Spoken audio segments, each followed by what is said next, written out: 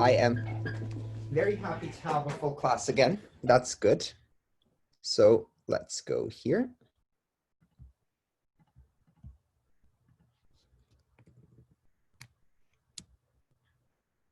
So today will be our last lecture, and I'll give you an indication of what the best approach would be for catching up on homework and what I'm planning to do for the final.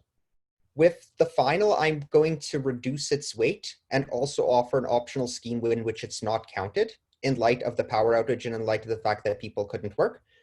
But you should consider it as another opportunity to show me that you know your material following the midterm. And it'll be much shorter than the midterm. I think the main examination event was the midterm. A lot of thought went into preparing that.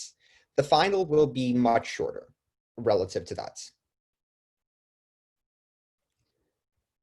Now, as for homework, I've put up the new assignments. So now there are assignments on predicate logic. And the very last assignment, which is a bonus assignment, is PG1, again, done in Proust, a formal version of it.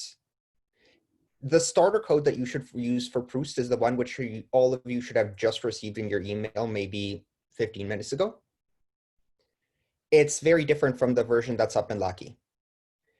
And now, what would I recommend doing? If you're still catching up on the Proust homework, I would recommend doing the first two Proust proofs. In other words, the one that just had implications, and then the one that has ands.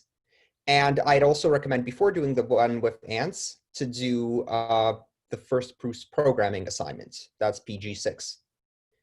When we go to predicate logic, we actually leave behind all of the connectives, and we are not using them in the logic there.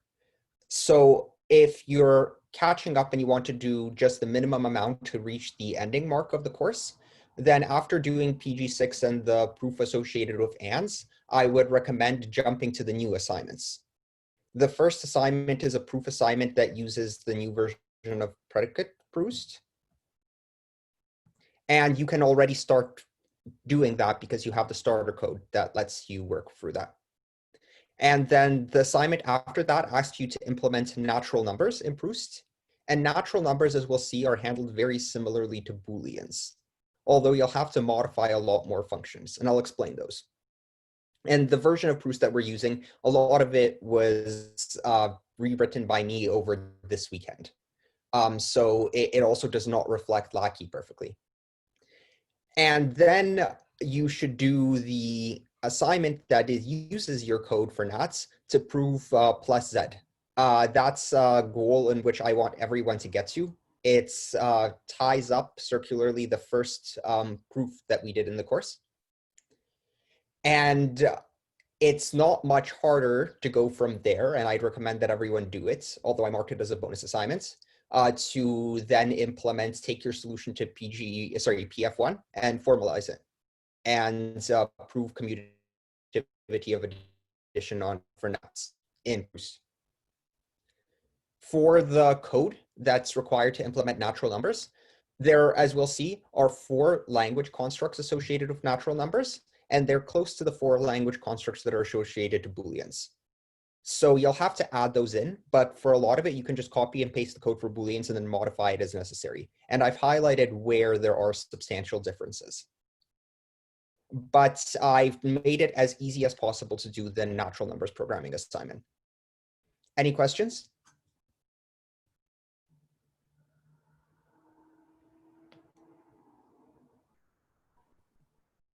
Also, what was the situation with power? When did people get power back? I got mine Friday afternoon. I see. Last night. Well, by numbers, the numbers of people in this lecture do not indicate that there are many more people without power, although I assume that there are probably 1 or 2 people in that situation.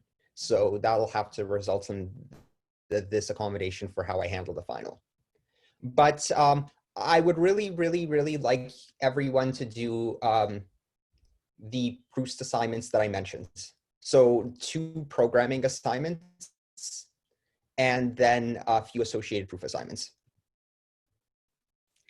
And today what I'll do is I'll cover a lot of the same material that I covered in the 2 lectures in which there were only 3 to 5 people in attendance tops. Actually, 3 to 4 people. I don't think we had 5 other people at any point. And also, I'll review where we're starting with predicate logic. Now, the motivation is we would like to get to the ending goal of the course, which is being able to write statements like, so this is our wish list.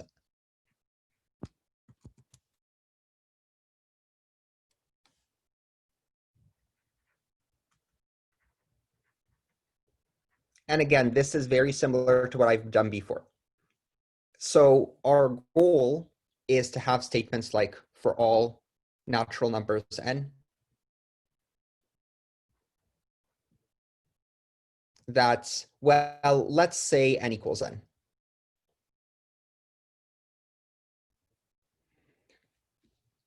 I could write plus, but plus requires a definition in its own right, which will be on part of the assignment.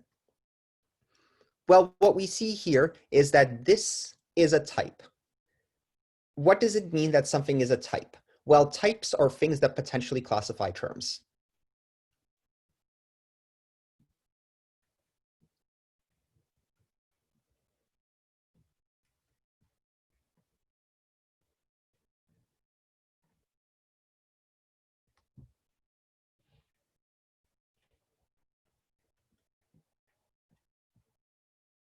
Well, the reason that I say potentially is because if we think of types as logical statements, then there are types corresponding to false logical statements, or logical statements that have no proof, which are actually distinct in constructive logic. Now, not everything is a type. For example, if you write lambda xx, this is not a type.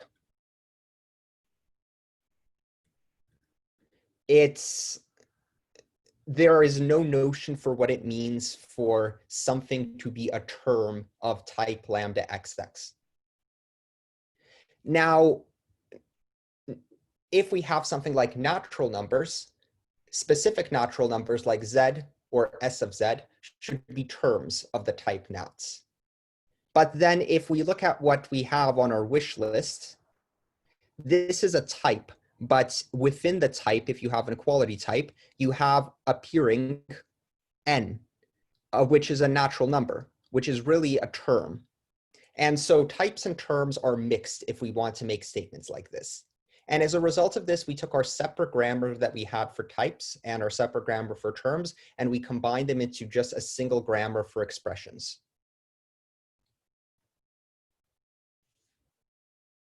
So unified grammar for expressions.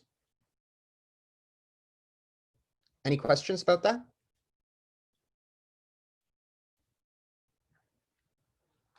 Now, before, when we had a separate grammar for types, anything that was syntactically valid in that grammar was a valid type.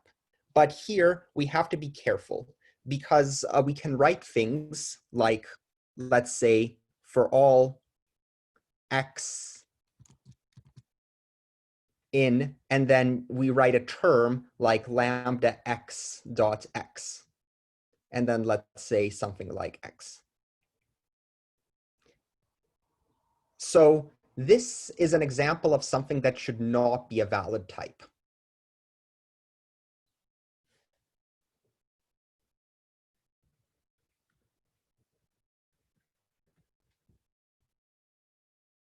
And as a result, it's not simply true that every single syntactically valid thing that you could write, that's, for example, a for all or an implication, actually defines a sensible type.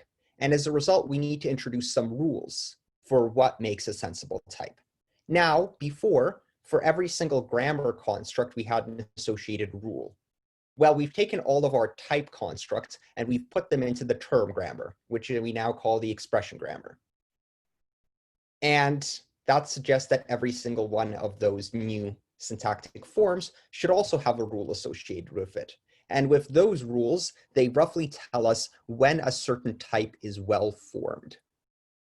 Also, now that we can ask about types being well formed, well, what's the type of an implication? What's the type of a for all statement? And the answer is that we throw in another grammar construct called type, which is the type of types. Any questions? And so that leads us to some rules for checking that types are well formed. Well, the simplest one is just this construct type. It's a well-formed type. Its type is type. And this is a rule with no premises. I can call it something like type. Well, actually, just type is a good rule, name for the rule. Although the names are not that important. Then let's look at the other constructs. For implications, well, first off, I'll tell you what the case is for all statements. So if you have a for all x in T, W, then when is this a well-formed type? Does anyone remember?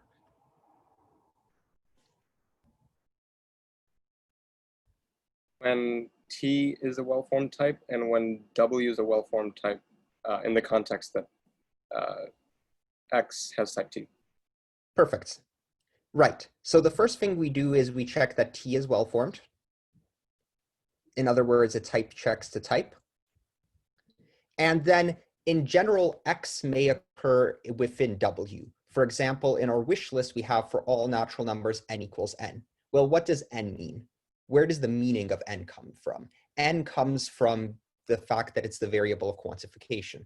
So in general, when we're trying to discern whether W is well formed, we have to keep in mind that X had type T. And then in this context, we take what? We take W and we see whether that's a well-formed type. So I can call this maybe for all typing rule. Now, what about implications? Well, implications were a special case of for all. Implications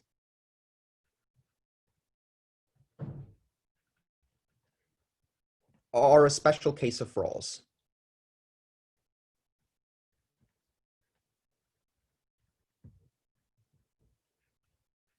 Specifically, T implies W means for all, and then I'm going to put the variable as an underscore and to indicate that it doesn't appear. In our version of proofs that we'll be using, underscore is disabled as a variable. It's a special signifier that indicates that that parameter isn't being used. And underscores also work on lambdas. But underscores aren't variables, and we're not going to add annotations with underscores to the context. So I guess there's a special version of the rule for implications, which just ensure that in implications, we know that X cannot occur within W.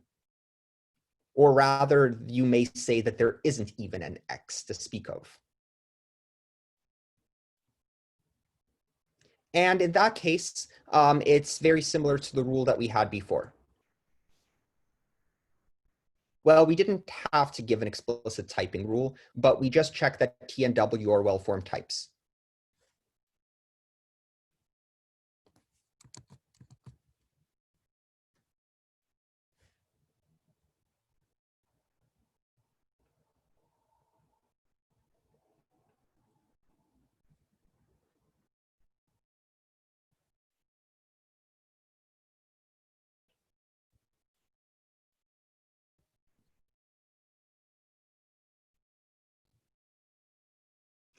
Now, those rules are, sure, they just say when a type is well-formed. The actual rules for the term constructs, the more substantial ones, are similar to the rules that we had before for implications, except now that when we treat them as for alls, they become slightly stronger.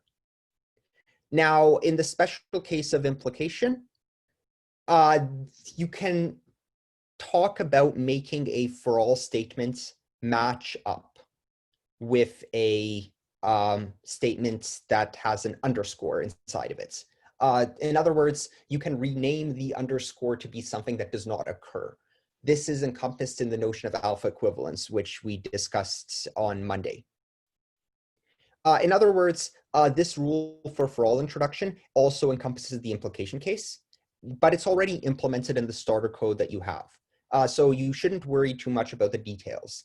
Just know that this rule suffices. Well, so we're giving these rules for all statements. The variable rule is the same as it was before. To synthesize the type of a variable, you look it up in the context. Now, for all introduction, which is similar to implication introduction, we're now type checking a lambda against the for all statements.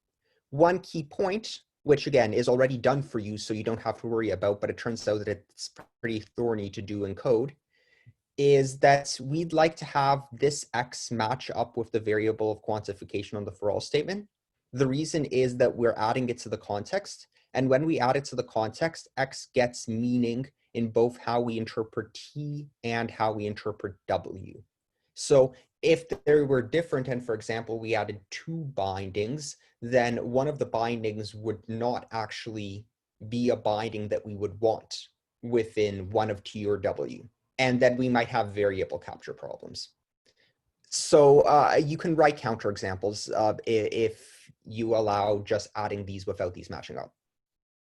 Now, before we add any type to the context, we should actually ensure that it's a well-formed type. If you don't do this, then you can again write counterexamples. So overall, this is similar to the case for implication introduction, except with the difference that we have this well-formedness check on T, and this minor technical point that we have to make these match up. But X gets meaning both in little t and in W when applying this rule.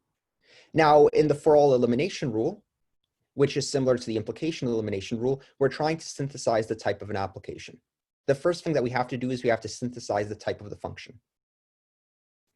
Now, in general, it's going to be, since implications are a special case of for all, we're going to match what we synthesize against the for all statements.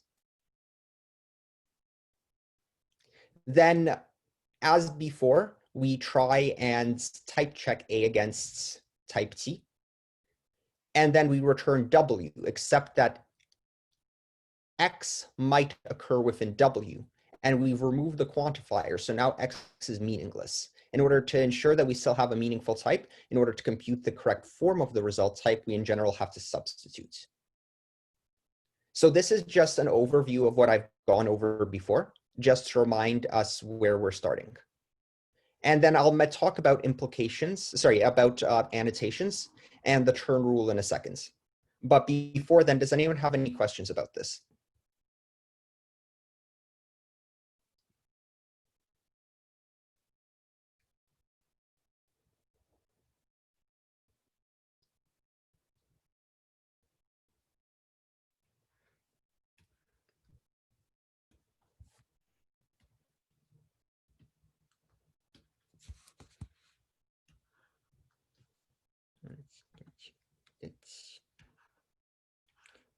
Okay. Now, the other two things are we have this construct for annotations, and its behavior is that it turns synthesis into checking. So in general, if you have, let's say, T colon T, then you're always able to synthesize its type to T, provided that what?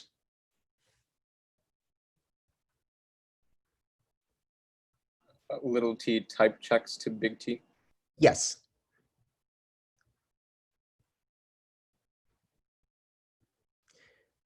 Now, for technical reasons, I'm going to add a well-formedness check.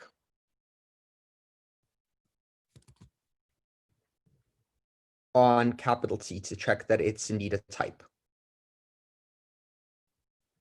This will ensure that when I feed something into type checking by this way, that what I'm actually feeding in is a type.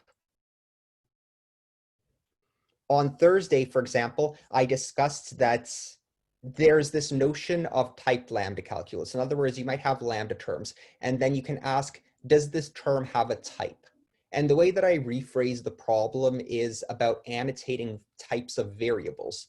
In a version of lambda calculus where every single variable comes with a type annotation when it's in its binding occurrence, in that version, every single term, if it has a type, has a unique type, and you can just use synthesis only. And then there's a question of basically if you have an untyped lambda term, which is the terms that we've been seeing, is it possible to put annotations in it so that it becomes a typed term whose type can be synthesized? And it turns out then that terms being typable ensures several nice properties. One of them is that when we introduce the notion of computation on lambda, every single typable term represents a terminating computation. And this is a very, very surprising claim. Why should there be any relationship to termination from typing? Typing doesn't seem like that strong of a property. At a completely high level and tangential thing, this also says that typed lambda calculus is not Turing complete because you can't write non-terminating computations in it. But yeah, and if you remember, for example, from the midterm for the final bonus question, I introduced this notion of Y combinators. You could do recursion using lambdas alone. And then if you look at the term that I used there, this lambda x, x applied to x, that was really the star player in making that computation happen. And it turns out that that term does not have a type in simply typed lambda calculus. And so the fact that it doesn't have a type is related to the fact that you can write arbitrary recursion using it. But you can't get away with that when you have types. Anyway, that's a complete digression. We'll do computation on types. And if we started type checking with something that wasn't a type, then in general, you could make proofs do non-terminating computations. But it prevents it from doing that so long as you actually run computations on things that are typable. Anyway, that's a complete digression. That's just a quick summary of some of the ideas that I introduced on Thursday at a very high level. Yep. Question. What do you mean by typable? Can you describe that again? When you say typable. Sure. Thank you. So, and again, this is extra material.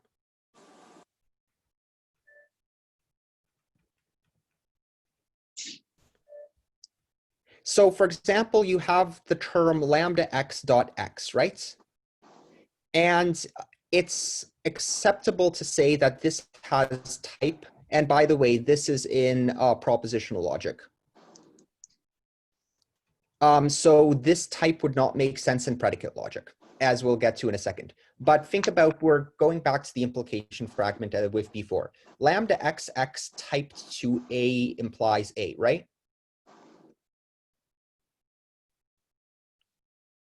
Martine, right? Yeah, yes.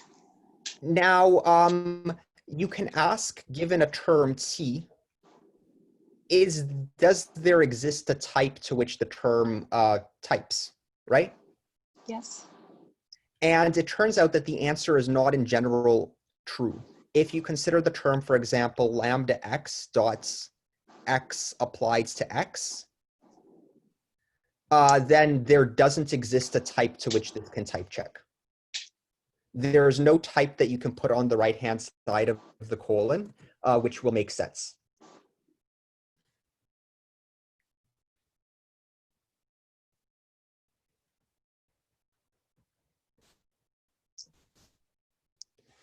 So if you think of terms as proofs or as arguments, not every argument proves something. Okay. But again, this is a digression. It's not important that you understand where this comes from. But this term right here is related to writing arbitrary recursion. And the fact that it's not typable, it actually is typable in a polymorphic lambda calculus, which is, I guess, what we're discussing right now. But this term applied to itself isn't typable at all. Mm-hmm. Okay, And thank you for the example. yes, what actually happens is if you take this term and you apply it to itself, then if you reduce it, it reduces to itself. And then that reduces to itself. And then that reduces to itself. So if you start doing computation on it, it'll just always stay at the same non-reduced term, and that will go on forever. And that's related to the fact that it's not typable, which is very, very surprising. Anyway, but that's definitely extra material. So that is me going a bit off topic. Right, so this is the annotation rule. And then we also have the turn rule, which is, let's say you're trying to type check a term t. Then what happens? What can you do instead of type checking the term to t? You can synthesize this type and then see if that type is the same as big T. Yeah, precisely. So we're going to synthesize its type, and what's its synthesized type? Let's say W. And then you try and see whether T is equivalent to W. And this is the turn rule. And then there's, of course, the question of what does equivalent mean? Well, one notion that I suggested is that equivalence, now that we have for all types, should include alpha equivalence. So in other words, if we, for example, have for all x in type, let's say x, this should be alpha equivalence. This is alpha equivalence to, and it then hence should be equivalent to writing something like for all y in type y.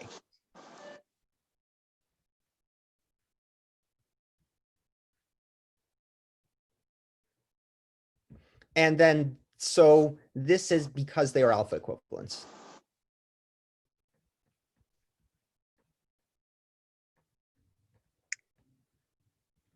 And what alpha equivalence means is the same to renaming of variables.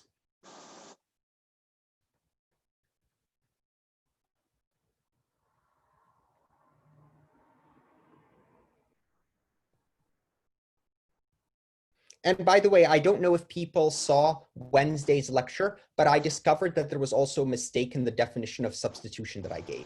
There's actually one more case that you have to consider when choosing a variable by which to rename. And so I explain in the first 25 minutes of Wednesday's lecture another subtlety that comes up in substitution. And the lesson basically there was you don't screw with substitution. Substitution screws with you. It's very tricky. You're going to get it wrong the first several times. And the main takeaway is that substitution is a very delicate thing. And you should see it once in your life. But obviously there's no mechanism by which I can examine you on the inner workings of substitution. It's correctly implemented. Well, no one can ever know if it's correctly implemented. You can sleep at night thinking you have a correct version of substitution, but you never really know. So maybe I think it's correct. It matches up with what's written in several carefully written theoretical books. But hopefully a working version of substitution exists in the code that I've given you. But you can never know. I have a question. Yep. In the lecture on substitution, you talked about variable capture. Is that the same Yes. as mutation that's mentioned in Prabhakar's notes? No. Mutation is a mechanism in a programming language by which you can change the value that a variable has. Yeah. So for example, in languages like C, C++, Java, you can write x equals 5, and then you can write x equals 6, and that changes the value of x. Now, this doesn't make sense in mathematics.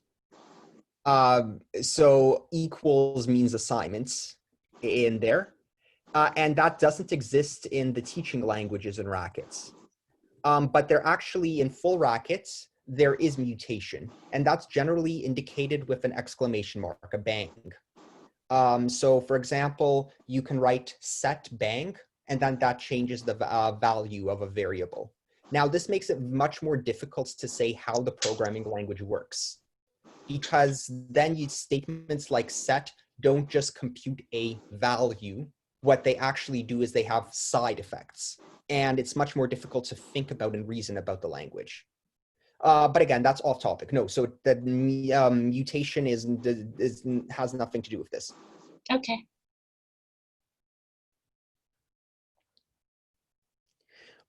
Right. So then I suggested that this notion of equivalence for types should at least include alpha equivalence, along with what we had before, which just recursively compared whether the types were equal. And then there's one more subtlety involved in it, which I'll get to in a second. But I can say before that, that here are these rules. So there are how many? We have, let's see how many variants in this grammar. We have 7 variants in the grammar. And then corresponding to each variant, there's a rule. And then we also have the chur rule, which doesn't correspond exactly to any grammar variant. So there are 8 rules in total. And these 8 rules constitute the predicate logic analog of the implication fragments with which we started. So this is the bare version of predicate logic. This is the universal quantification fragment of predicate logic. It's entirely defined by this set of rules with a very, very big asterisk saying that actually when we talk about equivalence, there are a lot of complicated details in there. Equivalence will in fact include the notion of computation coming into it, and then when talking about computation, you have to talk about substitution. You have to talk about alpha equivalence, and both of those are very tricky notions. But all of that is hidden very innocently within this sign. So this has a lot of technical aspects to it.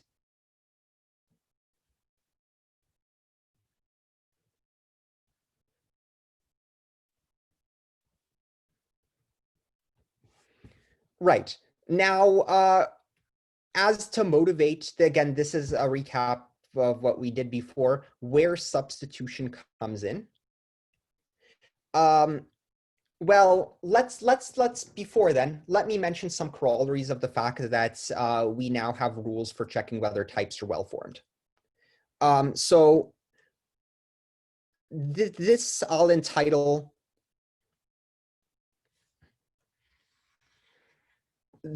the implication fragments in predicate logic.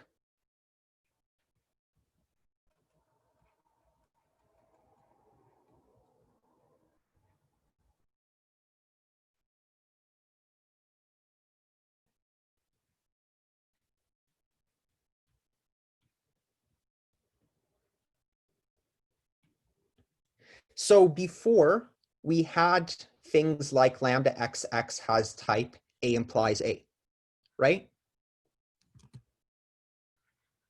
Well, it turns out that we run into some issues. Specifically, if we try and check,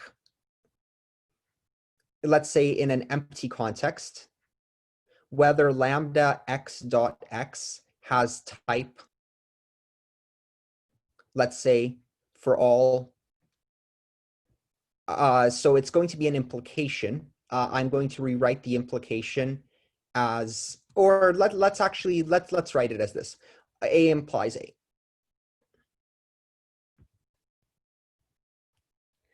So which rule do I apply when typing this?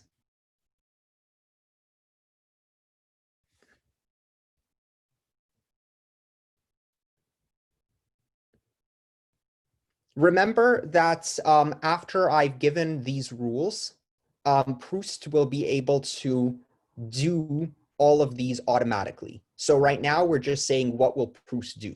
This is purely mechanical.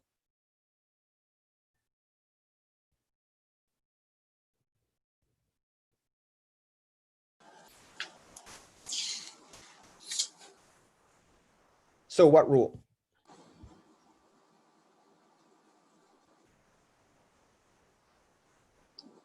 This is abstraction. The grammar, the term there is lambda xx, right? Yeah, so that's an abstraction. It is an abstraction. But what rule does an abstraction correspond to? So every single grammar construct has a rule, right? What is this?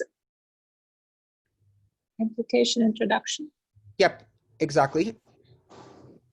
And now, in our case, if we look at our new version of implication introduction for predicate logic, well, okay, so for us, it's for all introduction.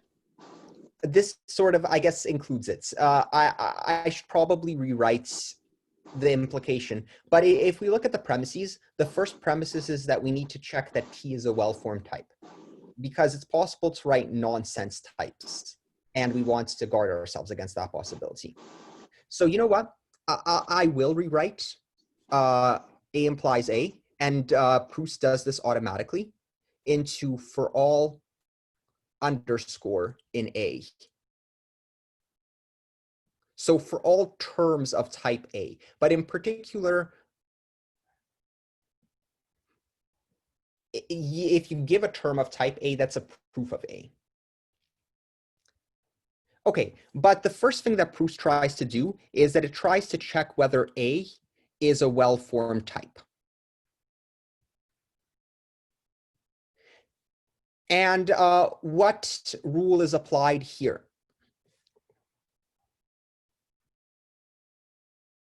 What grammar variant is capital A?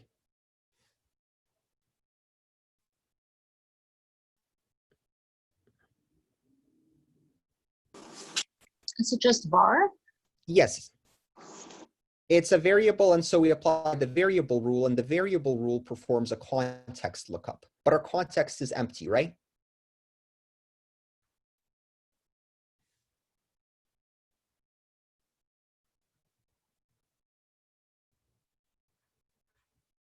So this fails. And so this fails. In other words, here A is nonsensical. We don't know what A means. And so this doesn't carry over. A is meaningless on its own.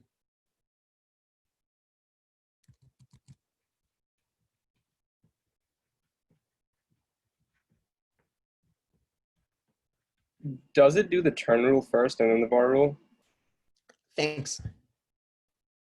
Good point.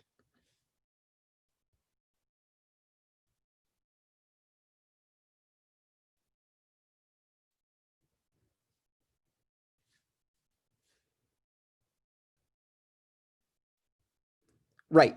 So for variables, we synthesize their type.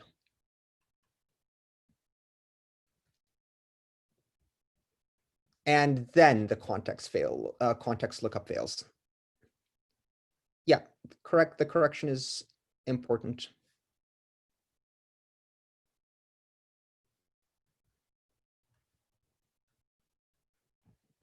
Well, I guess you wouldn't write type there. You'd write, if you were writing it as the way that the program was doing, you don't know what you're going to synthesize.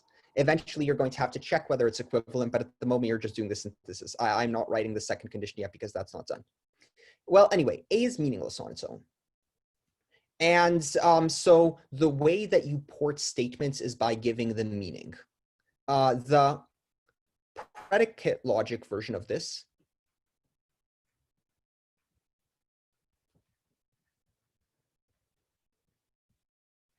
is, well, the statement would be for all. Now, you quantify A, you give A meaning. And what is A being quantified over?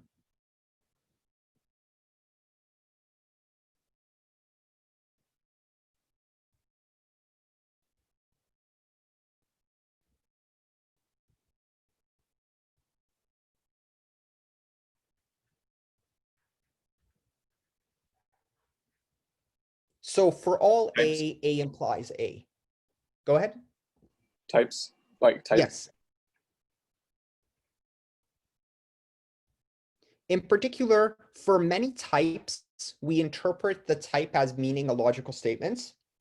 And so this is saying, for example, although types are more general than logical statements, natural numbers will be a type. And are we going to say that terms of nats, specific natural numbers, are they proofs of the theorem nat? Well, that analogy is a bit vague. So perhaps you can say that type is more general than propositions. But types should also include all propositions. And so this says really for anything, that thing implies itself. For propositions, it says for any proposition, a term of this type would be a proof for every single proposition that that thing implies itself, but more generally, a function from any type to itself. And so we have to throw in the quantifier in order to give it meaning. And then in order to actually type this, what would a term of this type be? So give me an example of a term of this type.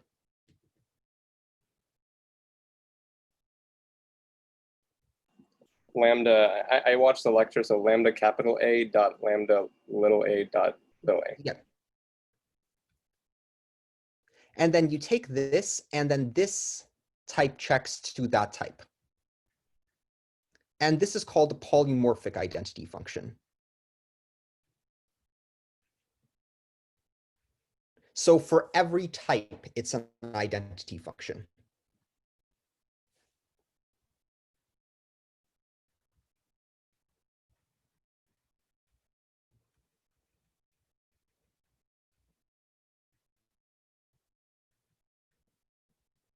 In general, if you have any statements in propositional logic, then you look at all of the propositional variables that occur in the type, and you add enough quantifiers at the front of the type that just say that all of those propositional variables range over types. And that's a necessary adaptation that we have to make now that when you have a variable on its own, we don't necessarily know that it defines a meaningful type. And the reason is, well, first off, we mix them, and second off, you can form things that are definitely not meaningful types, even if they use type-like constructs, just by, for example, quantifying over lambda xx. The general gist of this is that before, well-formed types were dictated by grammar. But here, the grammar isn't enough to dictate what a well-formed type is. If it were, then you could just say, well, anything that's a for all is automatically a type, and you could define a separate syntactic category for types. But here, they're really mixed in a way that's you can't untangle.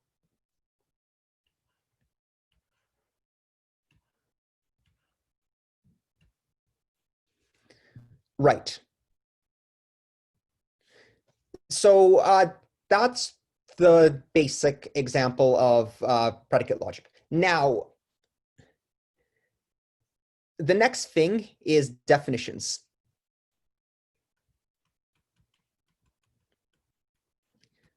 So it turns out that it's very hard to have holes, to implement holes, and to make proofs to be a proof assistant that lets you build up terms on their own. And so we actually are dropping the ability of defining holes from Proust, but as a compromise, will allow you to define global definitions. And you should think of this as proving lemmas. Basically, Proust lets you prove lemmas, but it doesn't let you prove lemmas interactively, but it lets you prove separate lemmas and then use them. And that's really captured in definitions. Now, definitions basically bind to a name anything that you can synthesize the type of. Binds to a name any expression whose type can be synthesized.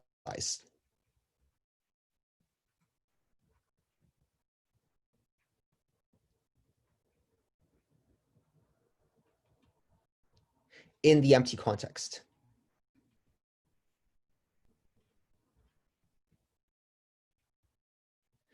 However, now the empty context also includes all previous definitions.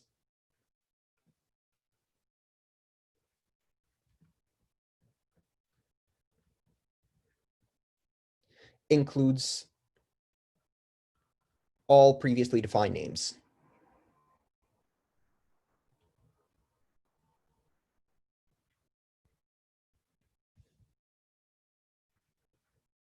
So you should think of these as global definitions.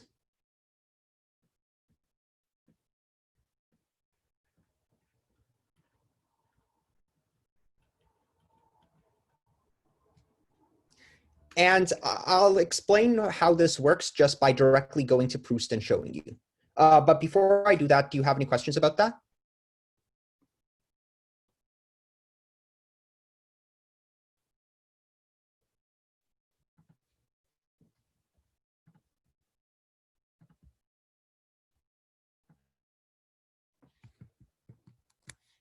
So this is the version of the code that you'll be starting with. And this has not just the starting code, it'll also have equality and Booleans, which are things that I'm going to introduce today. But let's just say you have, okay, well, what's a very simple thing whose type can be synthesized? Give me an example.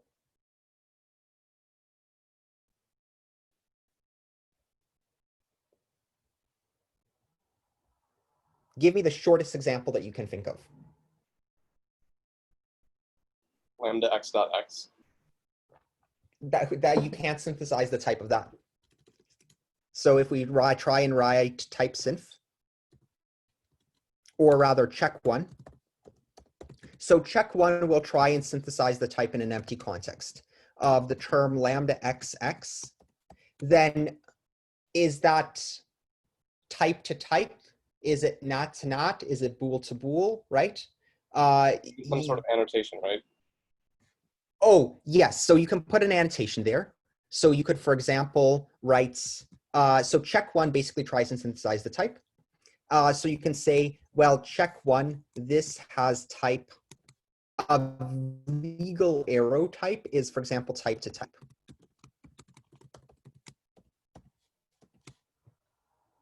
And then that'll work. So I'm not making the definition right now. This is just what check one does is that it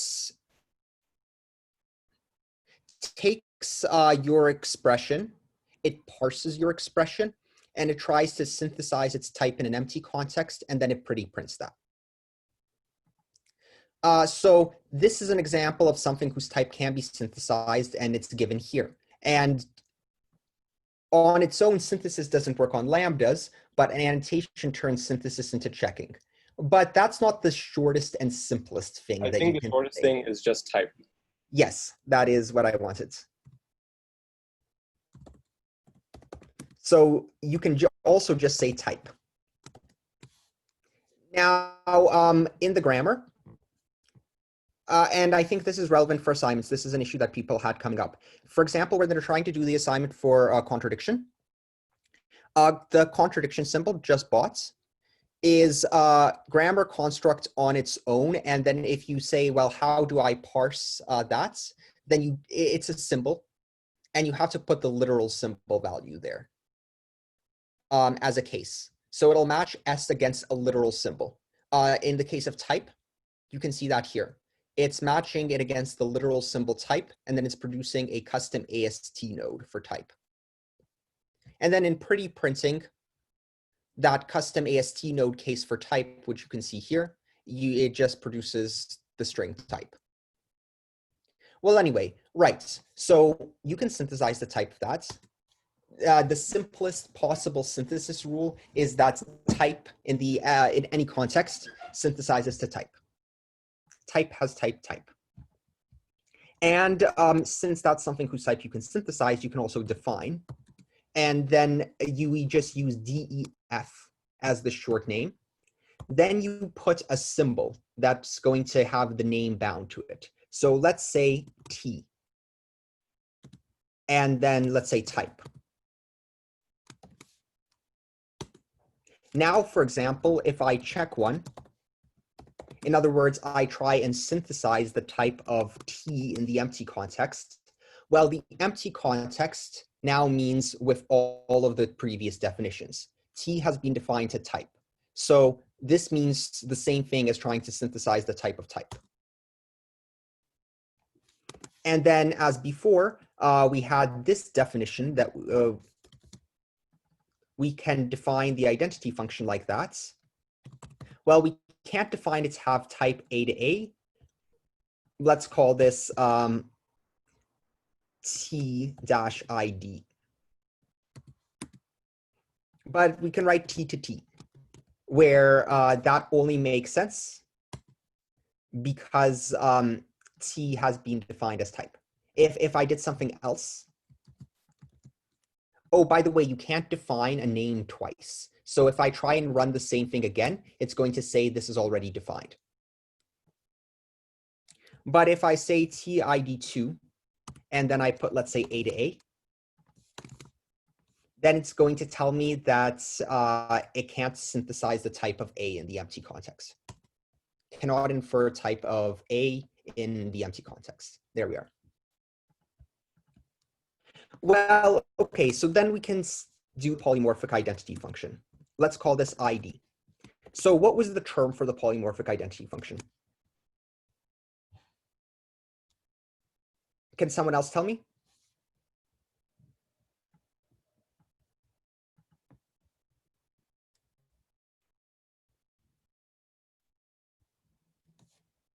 So I'd like a term of type for all. Let's say A in type.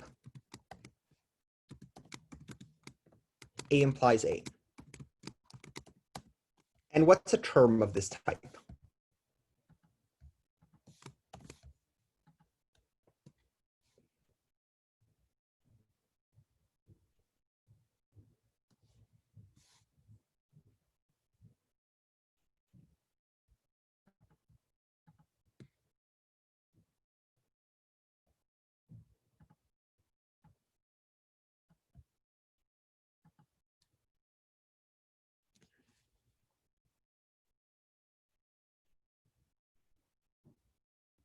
Anyone?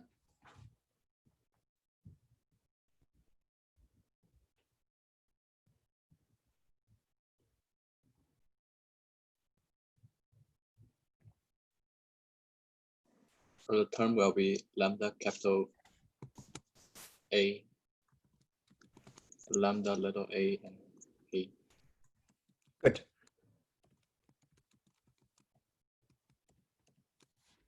So you should think of implication as a special case of for all, but then for alls are similar to implication. So this says, for example, for all type A to A, but this also gives meaning to it. But really, it's like something implies something implies something. We've even written two implication arrows. So the proof term for both for alls and implications is a lambda. That's the implication introduction rule, or the for all introduction rule now. And unless you're going to do something else, we should probably accept both capital A and little a as arguments, and then we're supposed to produce something of type capital A, and well, A is a term of that type. So this gives a definition for the polymorphic. Oh, but I didn't put a quote.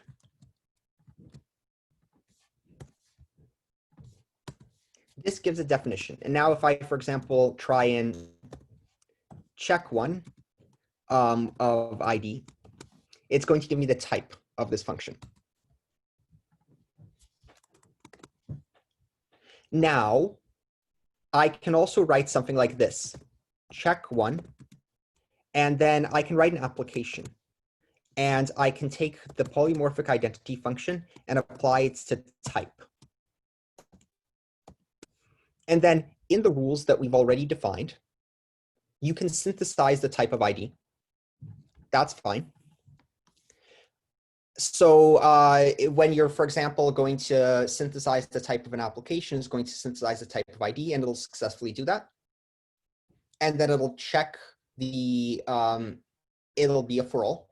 It'll check the type here. It'll check type against type, and that will succeed. And so it'll take this result, it'll substitute for A, the value of the argument, which is type, and it'll produce type to type.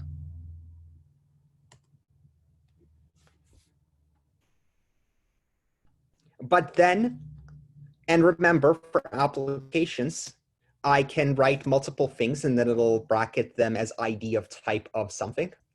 So there's a special match case for multiple applications. I can apply that to type again. Type is a type. And so this will give me type, which is the same thing as saying that this will give me type. Which is the same thing as saying that if I take ID and I replace it with the term which it's defined, on which it's defined. C definitions are very useful because if you actually expand the definition, you get these very large expressions. But it's equivalent to saying this. That'll also type check to type. In other words, this defines a type. But then the question is, what are the terms of this type? What terms does it classify? Well, there are rules for checking that types are well formed for several expressions like for alls and implications. And then there are rules that have that as the right-hand side. But this is an application, and this application Proust says of the rules that we already have, of the rules that we accepted, that this is a type.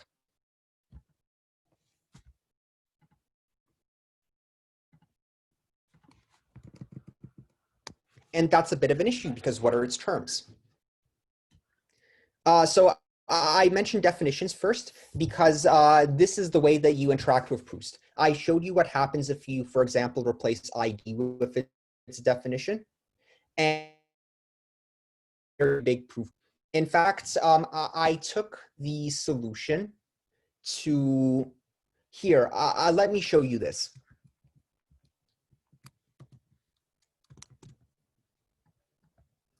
I'm going to actually give away the, when I say give away, you'll see that it's not giving away in any real sense. The solution to the last bonus problem.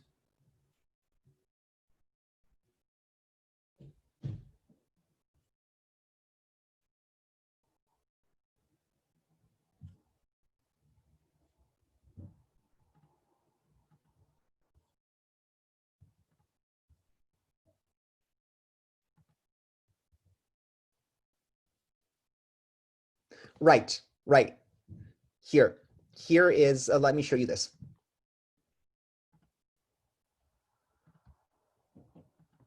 Don't read the full context of the email, but actually, if you take this is a solution to the last bonus homework problem. Whatever solution you have, if you ask it to expand every single definition and to do computation, the proof that plus is commutative expands to the following thing. But that is definitely not one way to solve it, and it won't let you get to all of the lemmas there. But you can see that without definition and without computation, it would be very difficult to prove things. The actual proof that you write is 100 times shorter than this. Don't look into this term, prove it on your own. But definitions are very useful. You would not want to write this thing, which is what you'd be forced to write if you did not have definitions. This is what the proof that plus is commutative actually expands to. So this is a solution, quote unquote, to PF1, which is the last bonus problem to do PF1 formally. But you wouldn't write it like this. You would definitely not write it like this.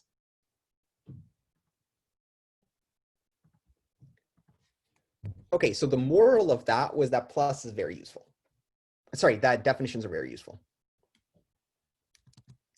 Right, but also because definitions are very useful, they actually let me have annotations on terms without you immediately having your eyes glaze over because the term is massive and it's too complicated. Complicated, by the way, or complex rather, it has a very specific meaning. For example, when you talk about something being simple, simple etymologically comes from without part. Sim is the Indo-European root for, no, I think it's, and then ple. Ple is a multiplicity. Oh, sim means one from in Proto-Indo-European. And then ple is Greek for multiplicity. So simple etymologically means one multiplicity.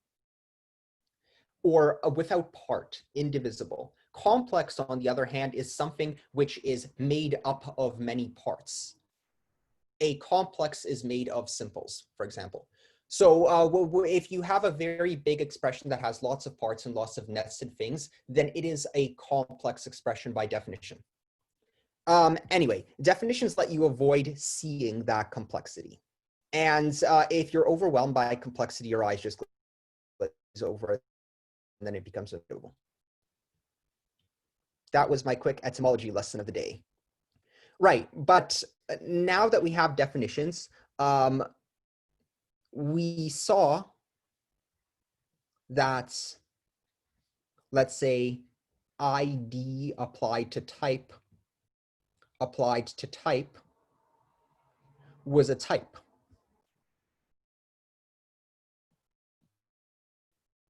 But what are its terms?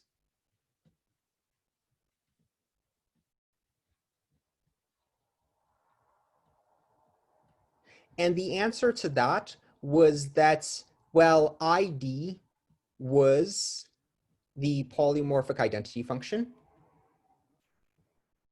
Well, I mean, I guess you could say that it was an annotation saying that this had type for all A in type, A to A.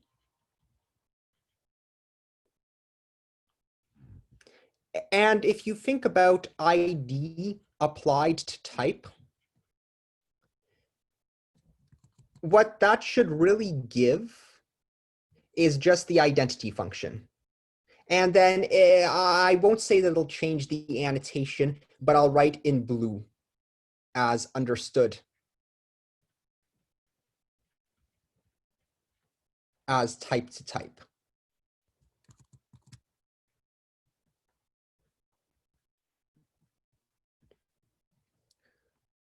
If, for example, if you actually performed computation, then you just get the identity function. And then if you performed another computation, if you just took the identity function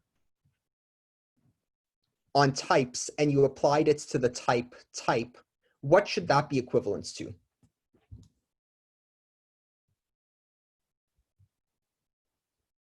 Type. Yes. And now type is a type which we know how to classify terms of. So for example, here we're now at a position where we can actually start doing things. Because if you look at the rules, here are 3 rules whose conclusion has synthesizes type. So we understand which terms type classifies. Here are rules that tell us what is a type. There are no rules that tell us what is a term of application type. But nonetheless, the rules tell us that that is a type because of this fact that we can synthesize the type of an application, because in this case with annotations, we can't synthesize the type of a lambda. And our rules wouldn't let us classify terms of this application type unless we perform the reduction. And so the question is, should we accept that equivalence includes computation? In other words, should equivalence perform computation? And it's reasonable. In fact, it's very difficult to do logic without this. A lot of things wouldn't work. Well, if we perform computation,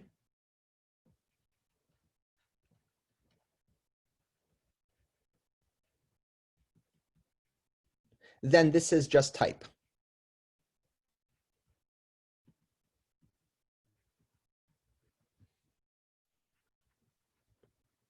And the rules say things about this.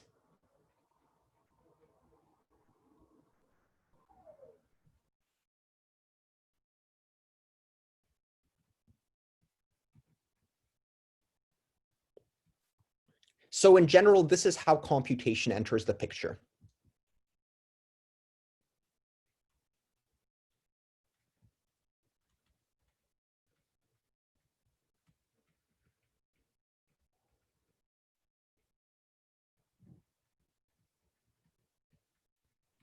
And this is a very big change. Suddenly, our actually have computational meaning, which wasn't a thing that we had before. And this is something that's tricky to motivate. It's our language has suddenly become much richer. Our language proof terms are suddenly programs that we actually run. And that's a very big abstraction gap. And in general, I mean, this course is going to end, but you have the material. And if you're interested in this, I really encourage you to let it sit on your mind for a while. Then maybe play with expanding proofs. You can send me an emails if you have any questions. But it's something that's valuable to learn. And there's a lot to think about here. I thought about this for like 2 months to get comfortable with it. So there definitely isn't enough time to fully motivate this. But if you sit and you think about it, it starts to make sense. Well, I mean, not just it starts to make sense, but you see why this is a valuable piece in the entire framework that we're building. Then you can really understand and have this idea motivated. But let's also look at the rules at a few more places. And again, all of this is stuff that's already implemented in the starter code that you have. But I'm just bringing up some things. They're relevant for understanding how it works. In the rules as well, we have these two occurrences. Here, we're trying to type check against a type of a certain form. And here we're synthesizing a type, and we're trying to see that it has this form. In the rules that we had before, for example, well, I mean, even look at the rule that we had for implication elimination. In that implementation, we synthesize the type, and then we try to match the type against a for all statement, right? Or well, there we try to match it against an arrow type. For alls are also going to be arrow types, except we make arrow types more general. So in the code, after synthesizing the type, there was actually a match statement here. And similarly for implication introduction, there was also a match statement here against an arrow type, right? And if the type there was not an arrow type, then we threw an error. However, here, we're saying that a type is also equivalent to any other type that's related to it by computation or alpha equivalence, right? So for example, if F synthesizes a certain type, then the question is that type of the form for all something? Isn't a question that's answered by just doing a match statement. You also have to run computation on it. And so if you look at the code, I'll look at the for all elimination case.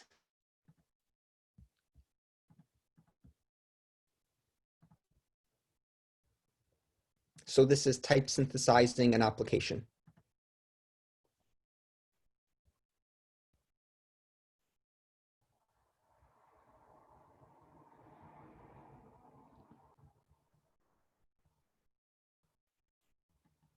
Here, this is the code for type synthesizing an application. So as before, we synthesize the type of F.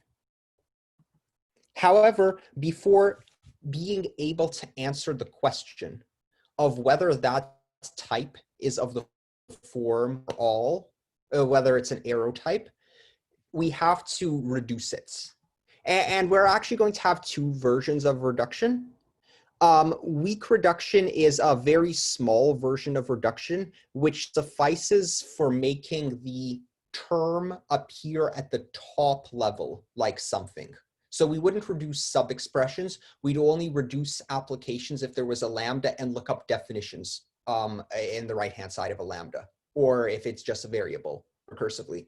But we wouldn't reduce sub-expressions. So weak reduction is sufficient for determining whether a term is at the topmost level, something of type arrow. It wouldn't recursively reduce T and W. So this is like a cheap version of reduction, but it suffices for this purpose. And if this succeeds after weak reduction, then we match. But in general, reduction comes into here. And for type checking lambdas, well, we want to make the variables match up before adding it to the context. And the code is a bit, I wrote this over the weekend. So there are cases where lambdas have underscores and these have underscores, and you definitely don't have to understand this. But you see also that a weak reduction happens here. So in general, for example, for and statements, if you added the logical connective and back, then there, if you're trying to, let's say, synthesize the type of an and elimination,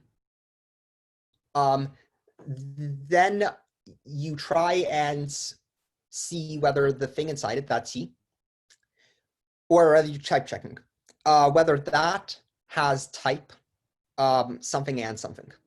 No, this rule works in synthesis mode. You're trying to synthesize type, but there you'd also match. And in general, you'd also have to do computation there, but we don't have the and connective yet. So again, this is at a very high level, me telling you why it is that computation has suddenly entered the system. But you don't have to worry too much. You just have to remember that whenever there's a match, before we match a type against a certain form, we want to actually ensure that it's any of its equivalent types as related by computation and alpha equivalents are of that form. And for that, we have to do computation. And then in this place where we're actually explicitly asking to see whether two types are equivalent, that also has computation and alpha equivalents inside of it.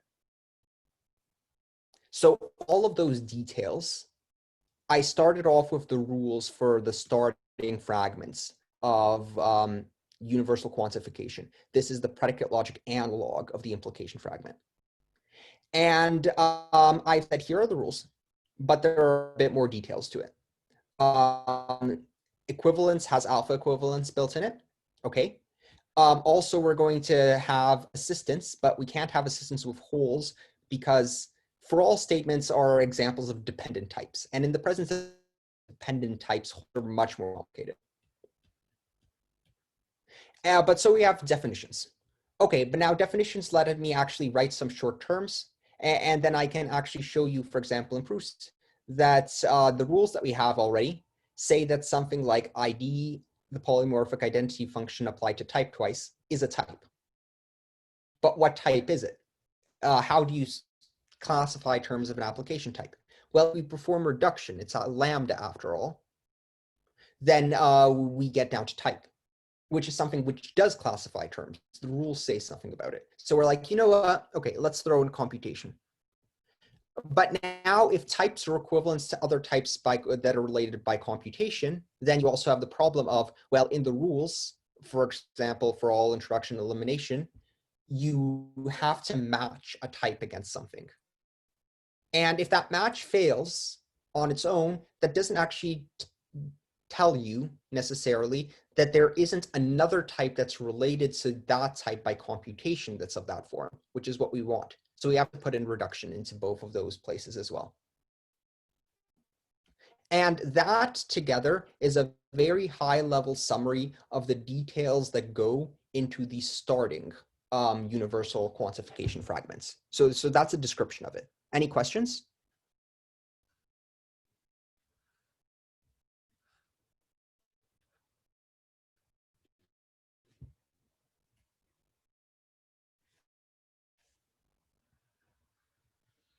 You should think of this as just being technical details. Where the actual really good stuff comes in is, let's now enrich our logic.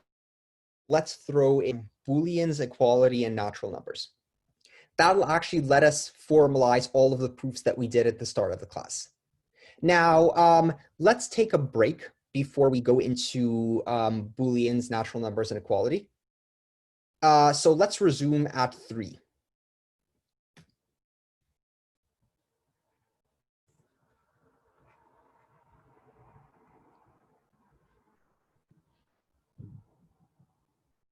Sounds good? Okay, see you in 5 minutes.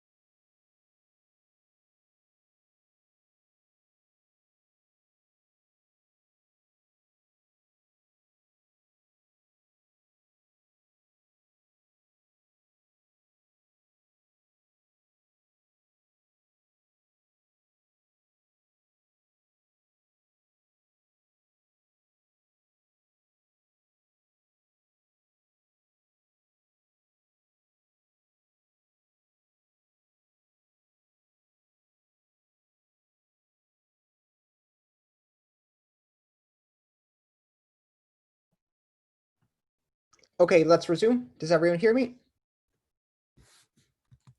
Yes. Are there any questions?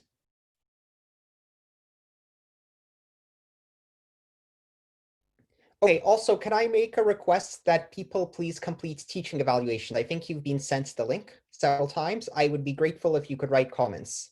And more details are more helpful. I'm going to read everything that you write and take it seriously. So I put a bunch of work in, but I also want to learn better things to do with pedagogy. And I've been rewatching my lectures. So actually writing your opinion would be helpful for me. The more detailed teaching evaluations are, the more useful that is. So I would be grateful if you take the time to actually input helpful feedback there. Right. Now, let's talk about Booleans. So of the people who have been regularly answering questions, who has not watched the Thursday lecture? I haven't seen it yet. Right.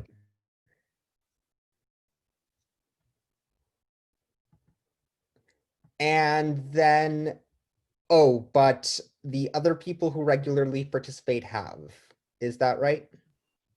Yeah. I see. Okay, well, that's a bit unfortunate. Okay. You're going to have to pretend a bit in part that you haven't, but also, Martine, I would also like you to engage and answer questions here. So that's useful. In which case, what was the grammar for Booleans?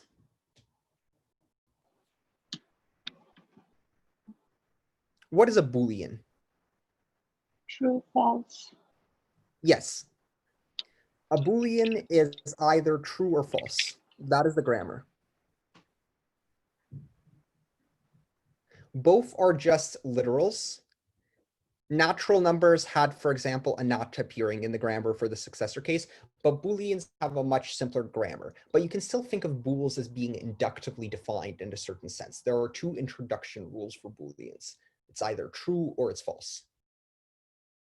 Now, so to our grammar that we had before for terms, and I'm going to write it like this, and this is going to happen for each of the three constructs that we're about to do in sequence.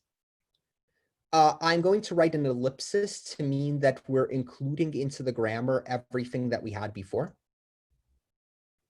And then 4 new cases.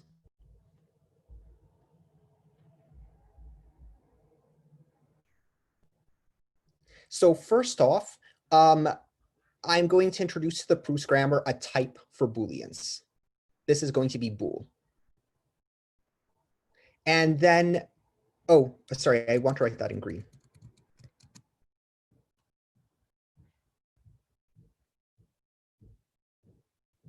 So this is the type of Booleans, and then I have 2 introduction rules for terms of that type, which are just literals.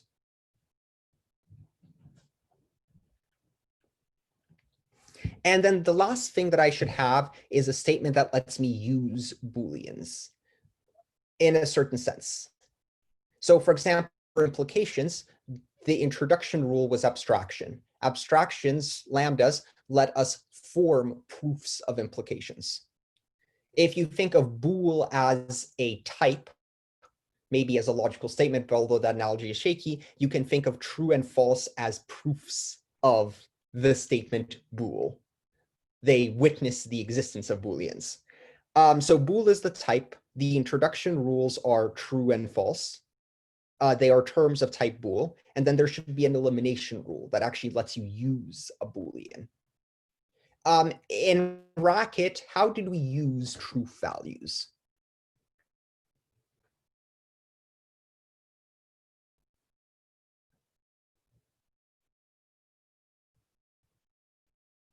So if you have a Boolean, what are some things that you can do with it in Racket?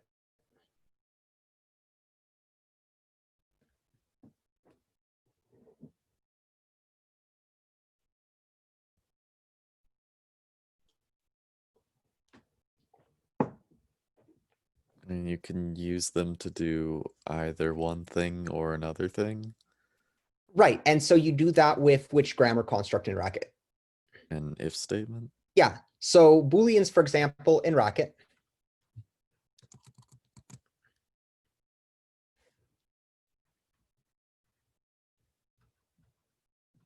You can use Booleans in an if statements.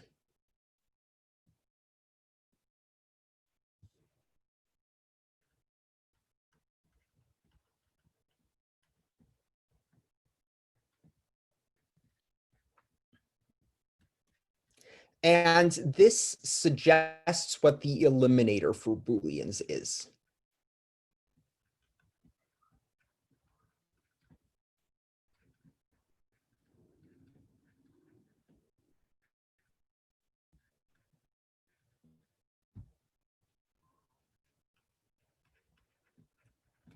But let's get to that in a second. Let's, before we say what the eliminator is, give the typing rules for the three constructs that we have.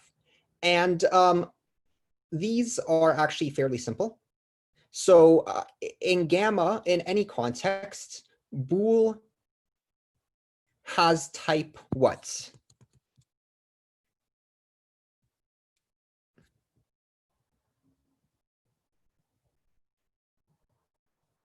What kind of thing is Bool? What kind of thing is just the construct Bool?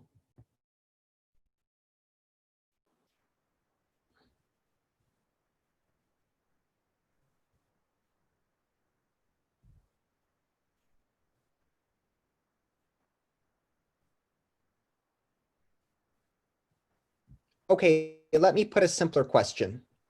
What is the type of true?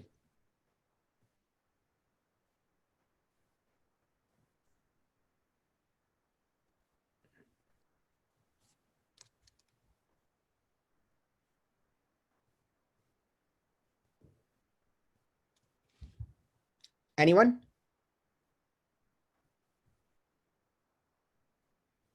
It's a bool. True and false. Sorry, say it again. Bool. Bool. Yes. True and false are Booleans.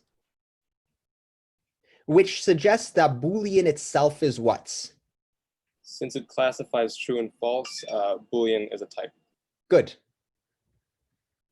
Yeah, that's exactly the way that I wanted the answer said.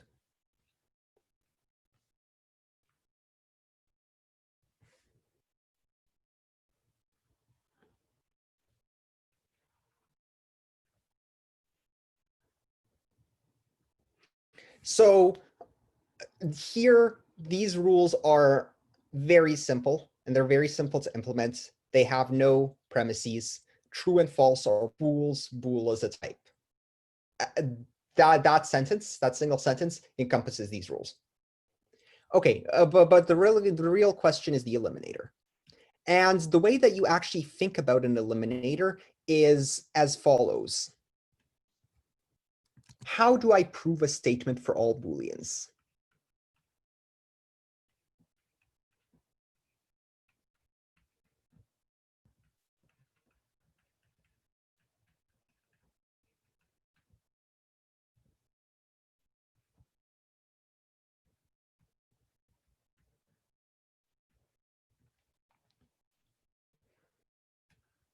And there's a subtlety here in what do I mean a statement?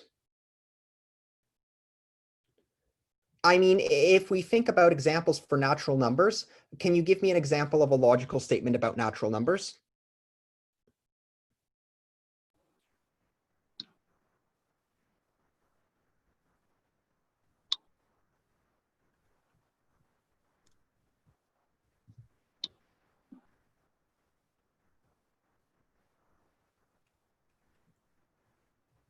Or let's say Martine. Martine, can you give me a logical statement about natural numbers? What we said before, like n equals n, or Yes. So how would I write I'm not that? sure what you're thinking of. That is what I'm thinking of. How would I write that? Uh, it's not just n equals n, there's more. It's not, because n is meaningless at the moment. Oh, for any n? For any Yes. nat n? Okay. Exactly. And we'd write that like this. For all n in nats, n equals n. Right?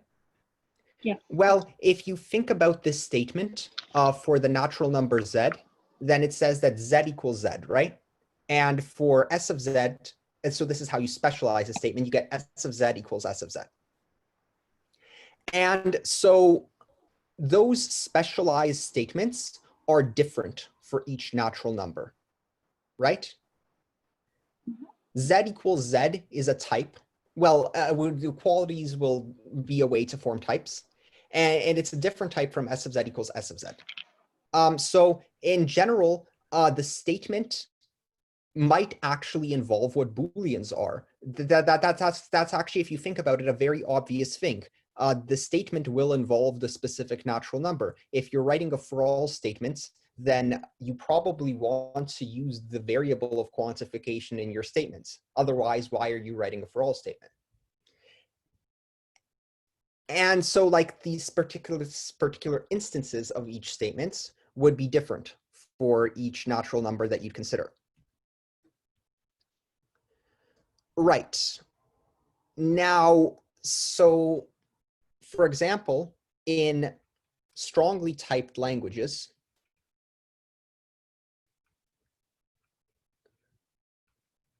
well, let's say in statically typed languages, in strong statically typed languages,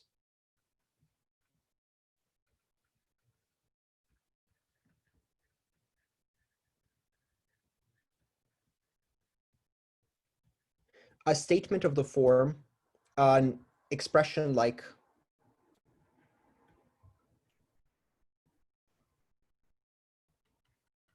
let's say if, and then you'd have some Boolean, let's say true, and then you'd have here something like a number, like 5. And let's say here you have a string, like hi. So this is an if statement where if you look at the type of thing in the true case, that's a number. And if you look at the type of thing in the false case, that's a string, hi. An expression like this would not pass type checking.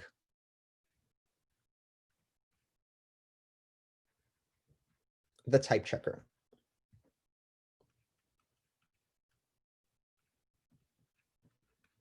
Because if you imagine ignoring true there, then that expression doesn't produce a unique type. The type in the true case and the type in the false case are different. But in our case, if we actually look at the different possible Booleans that you'd have, it makes sense if we think about the results as being a logical statement, the type of the results as being a logical statement, that we would want different results types. But we have dependent types, and dependent types are a way to write functions whose output type depends on the value of the inputs.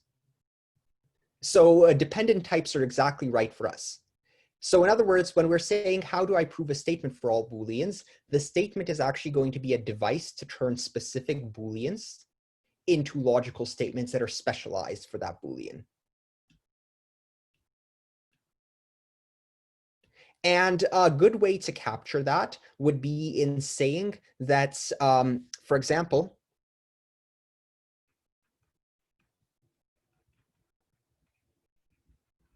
for Booleans,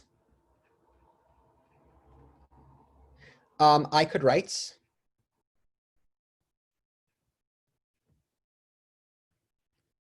something like, let's say, lambda b, and then b equals b.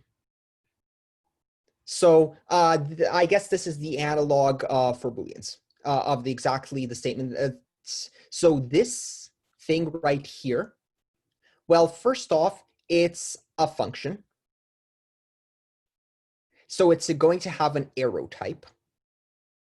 But if you actually think about what type it has, then it should be of type well,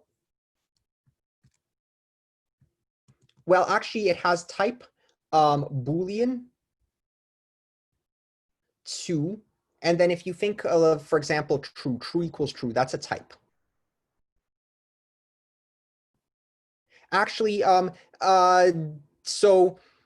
this right now, this is just a regular implication. It's not a for all statement.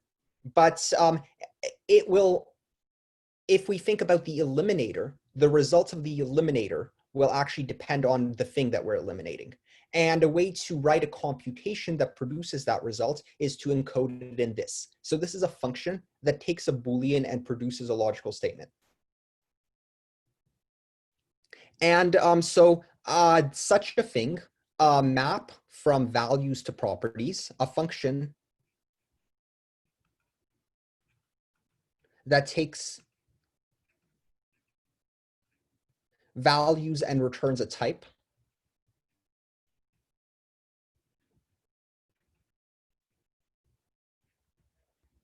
is called a property.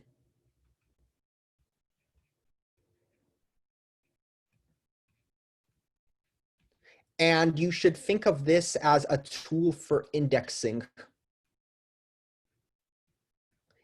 logical statements.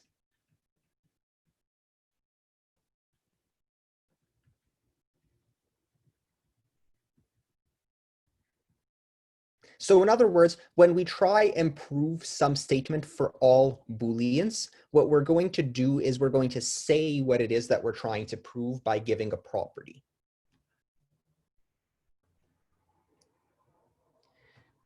And conventionally, we'd have something like P as a good meta variable for denoting properties, Bool to type.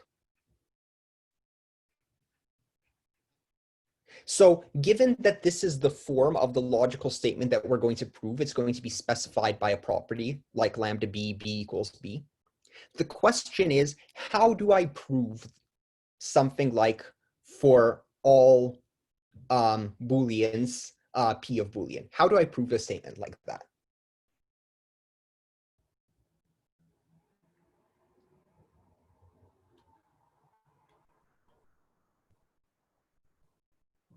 So in other words, every Boolean is equal to itself. How do I prove that?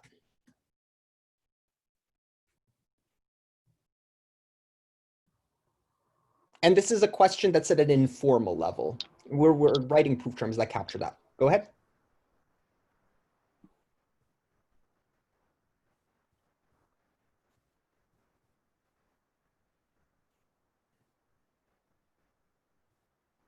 So a Boolean is either true or false. So we consider when the Boolean is true, we know that true is equal to true.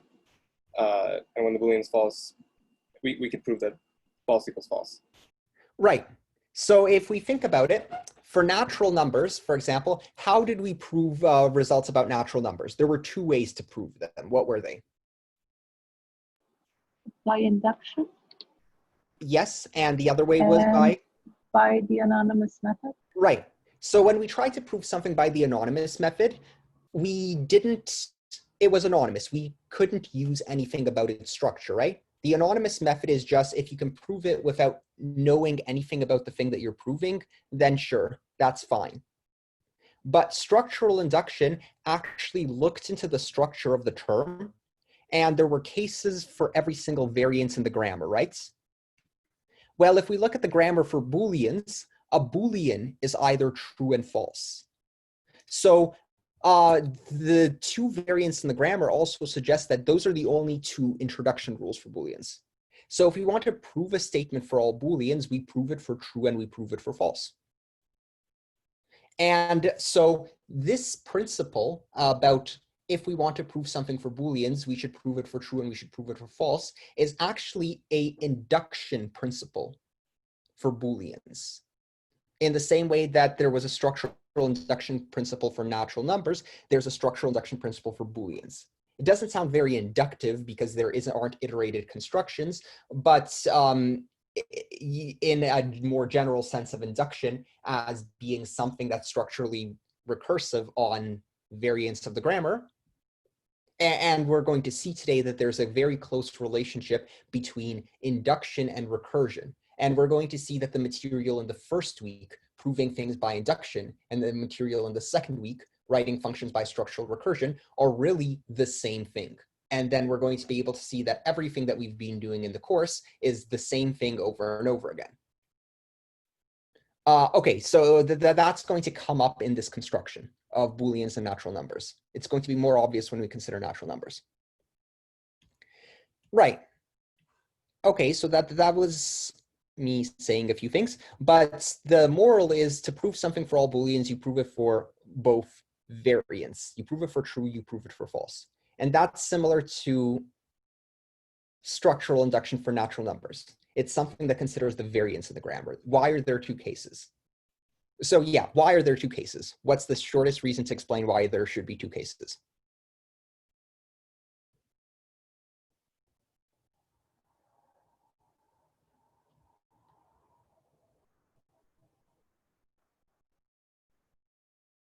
Why were there two cases for natural numbers when using induction?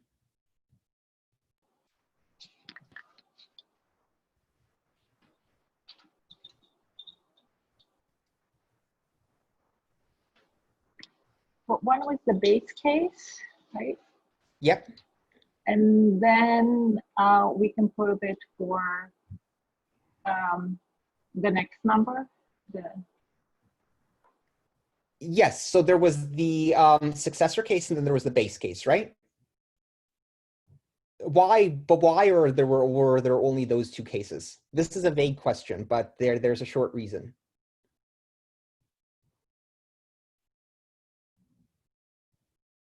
Because the grammar Anyone? has two variants. Yeah. There are two variants in the grammar, and so there are two cases in the structural induction principle. And it's the same thing for Booleans. There are two cases in the grammar, so there will be two cases in the induction principle.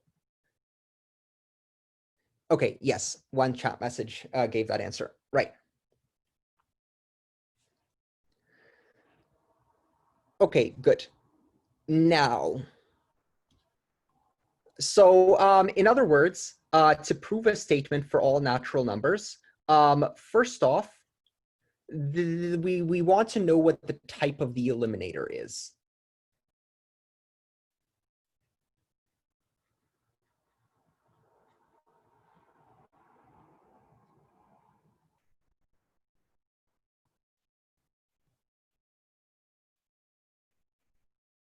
So the eliminator, there were two introduction rules and then we want an elimination rule. So first off, the question is, how do we prove something for all Booleans? Well, first off, we should say what it is that we're trying to prove.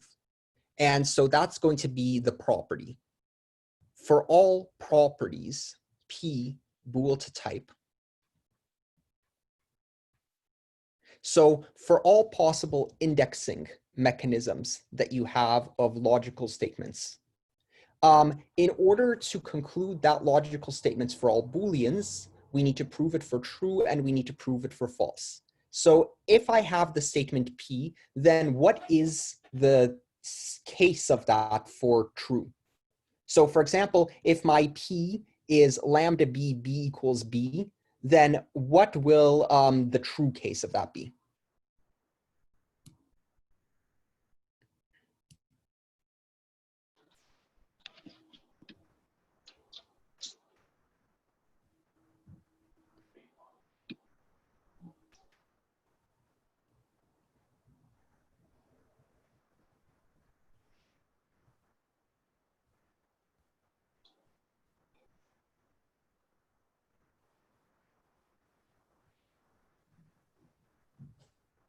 So for example, for natural numbers, if we said for all natural numbers equals n, what's the special case of that statement for the natural number z?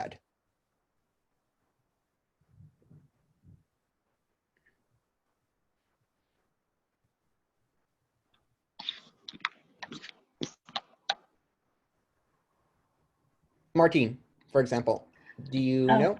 I was actually looking at Booleans. I was thinking for Booleans, if B equals B, like true equals true, and then Okay, so for true, it would be true equals true, right? yeah. So that's right. And The other case would be true equal false, which is it doesn't equal. Well, b is a variable, so you have to Right. consistently replace b with something, right? Okay, yes. B But equals okay, B. so if Sure. I look at the property, which is a lambda, lambda b, b equals b, how do I make substitution happen in there?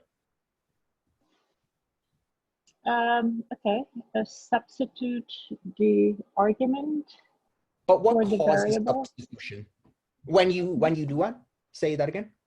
Oh, substitute B for. Right, but when does substitution occur?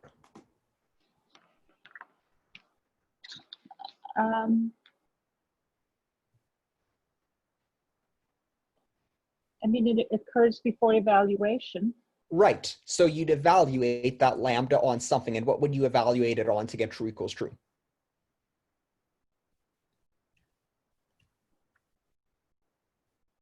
Okay, on the bool. I mean, In the case of true equals true, what bool would you use? okay. True. Right. So if you have this property, lambda b, b equals b, then in order to get the statement true equals true, you take this p and you evaluate it on true, right? Does that make sense? Yes, that's what I meant. Right. So in order to get the logical statement true equals true, you take p and you evaluate that on true. And then if you want to get the statement for false, what do you do?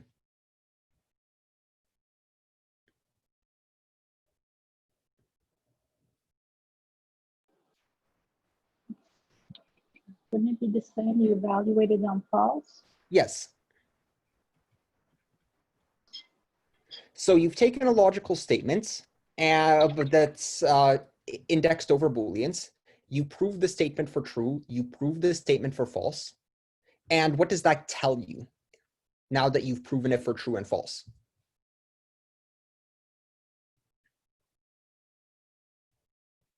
Anyone?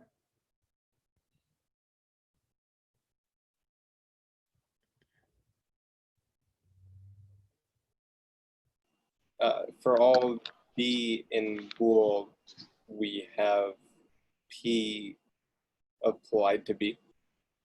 Exactly. So for all Booleans, we've proven the statements. So this then this is the induction principle for Booleans.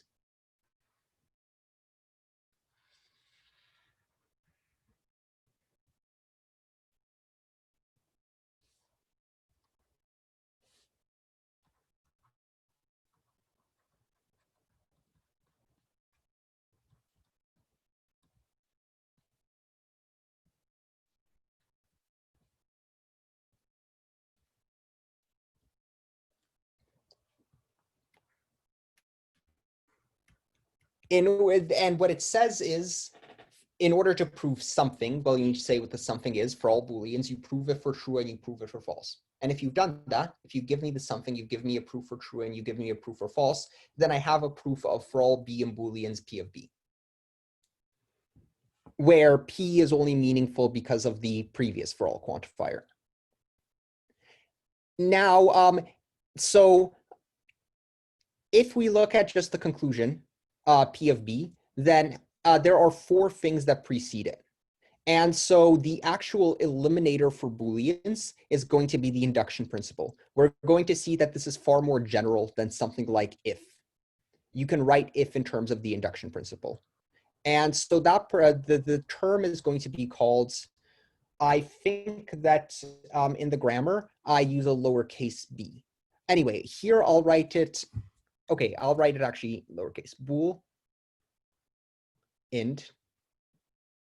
And then there are four terms. So the first is the property, the proof for true, the proof for false, and the specific Boolean that you're using.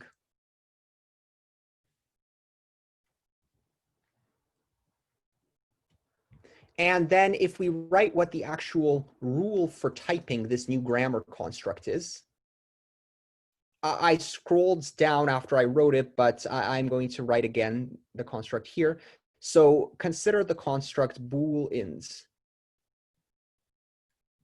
It takes it has four subterms. The first is the property.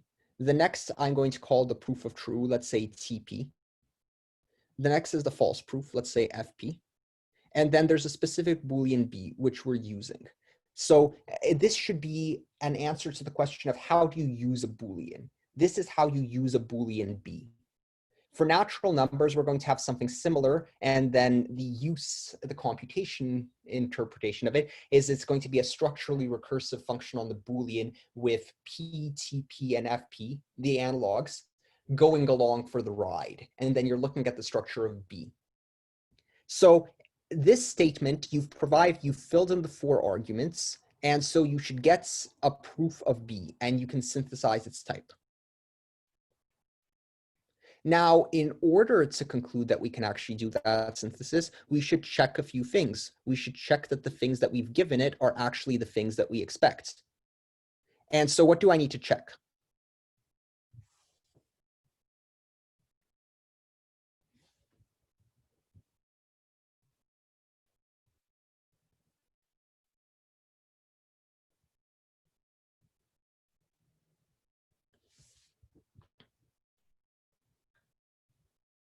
In the interest of not having prolonged silences, I'm fine with people who've seen this before answering. We have to check that P is indeed of type Bool to type. Yes. So all of these are checkings because if you look at the type of the eliminator, then really all of the types are written there. So P should be Bool to type. Next, what's?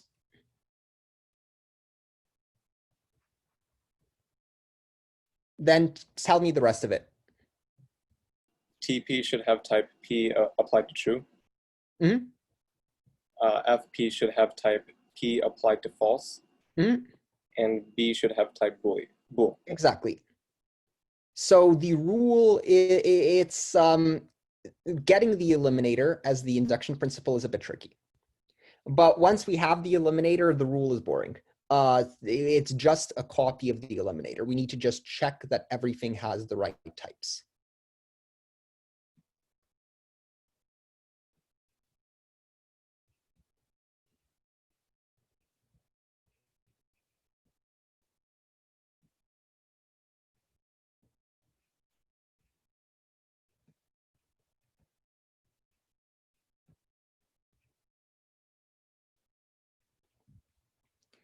And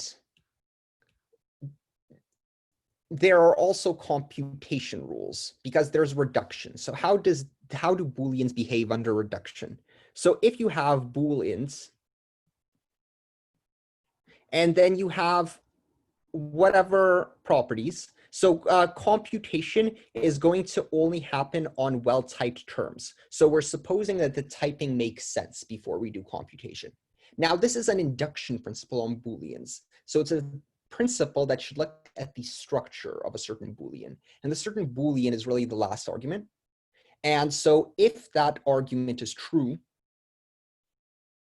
then what should this reduce to computationally?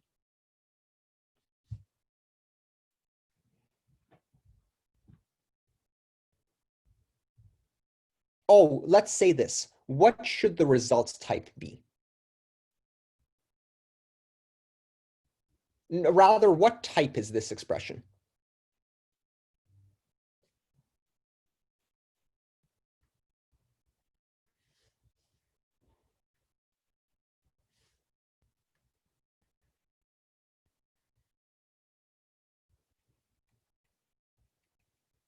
Just looking at the rule, what type does it have? Anyone? It's in the chat message, but since it's a logical statement, it's a type. Yes. Well, no. No, it's not. Bool induction isn't necessarily type. It's a term, right? Okay. It's an eliminator yes. It might be a type, but it doesn't have to be.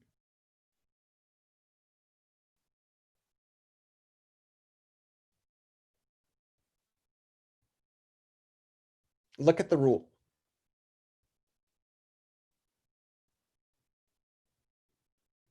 So if this right here had typewritten, then that might happen, but it doesn't have typewritten. What does it have? In this particular case. P of true. Yes.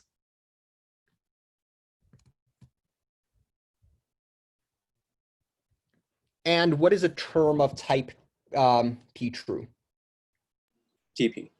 Yes. Assuming that this term is well typed before we do computation on it, in order for it to have passed type checking, P would have already had to type check as P true.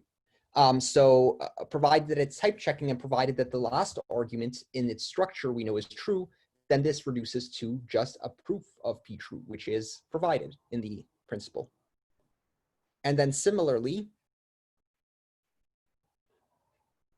if we consider the case for false,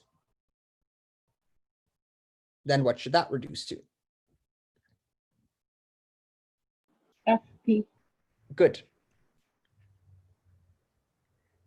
So P is something that in a certain sense indexes, oh, I'm almost rolled my wheel over a package of fountain pen ink. That would have been bad.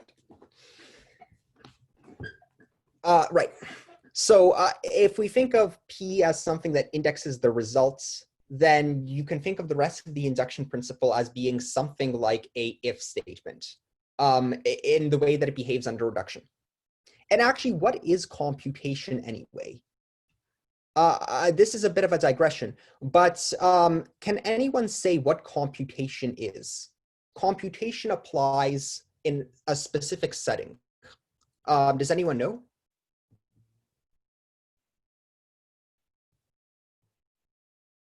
Okay, I'll make the question slightly more specific. We have, for example, in rackets, okay, we have things like lambda, let's say lambdas, lambda xt, and then if you apply it to s, then there's a computation rule for this, right? Also in rackets, you can ask about something like first of a list.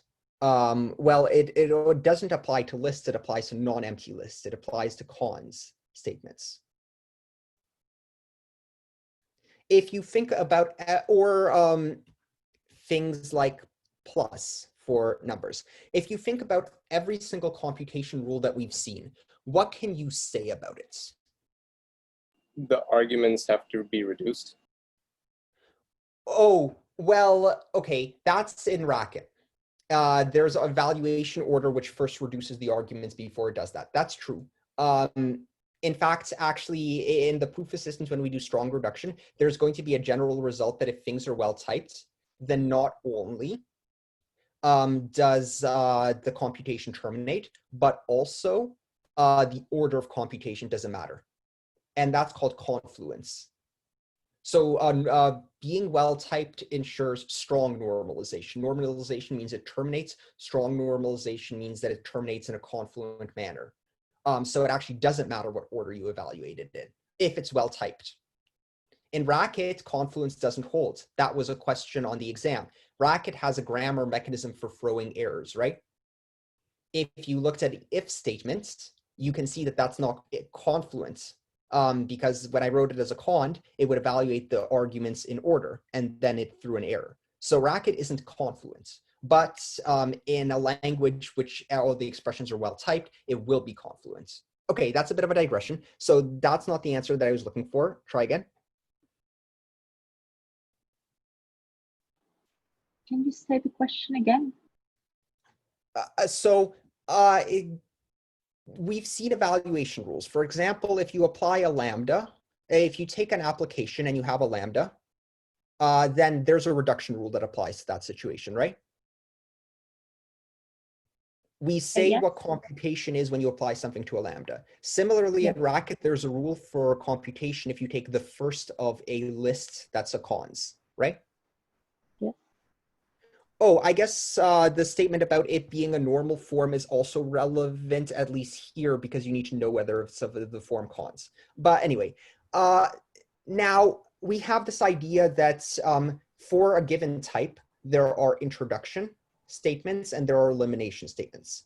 For example, for AND statements, there was an AND introduction rule, and then there was an AND elimination rule. And if you actually think about computation, we didn't have that, but if you had computation, if you ask for like and elim 0 of and intro t w, or let's say s and t, then what should this reduce to computationally? This is a new computation rule that we didn't have before.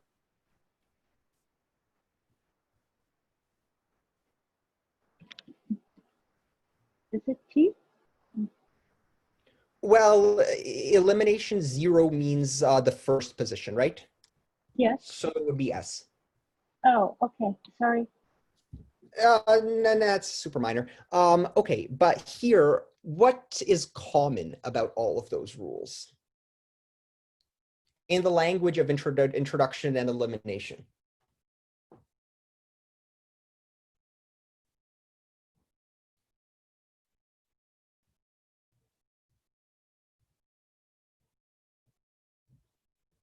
As a hint, if you look at cons, well, cons stands for construct, right?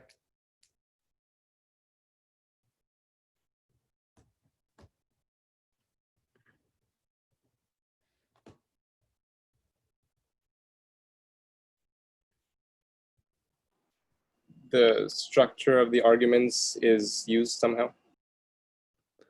Yes, but the argument, if you think about the type, like if you think about the logical construct of AND, right? It has introduction and elimination terms, right? Yeah. What do we see for AND there? The rule says what about what? The rule says when you have what?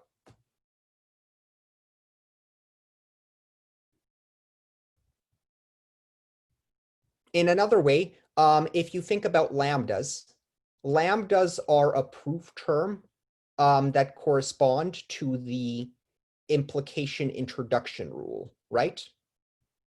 Yeah. And application is a proof term that corresponds to the implication elimination rule. Okay.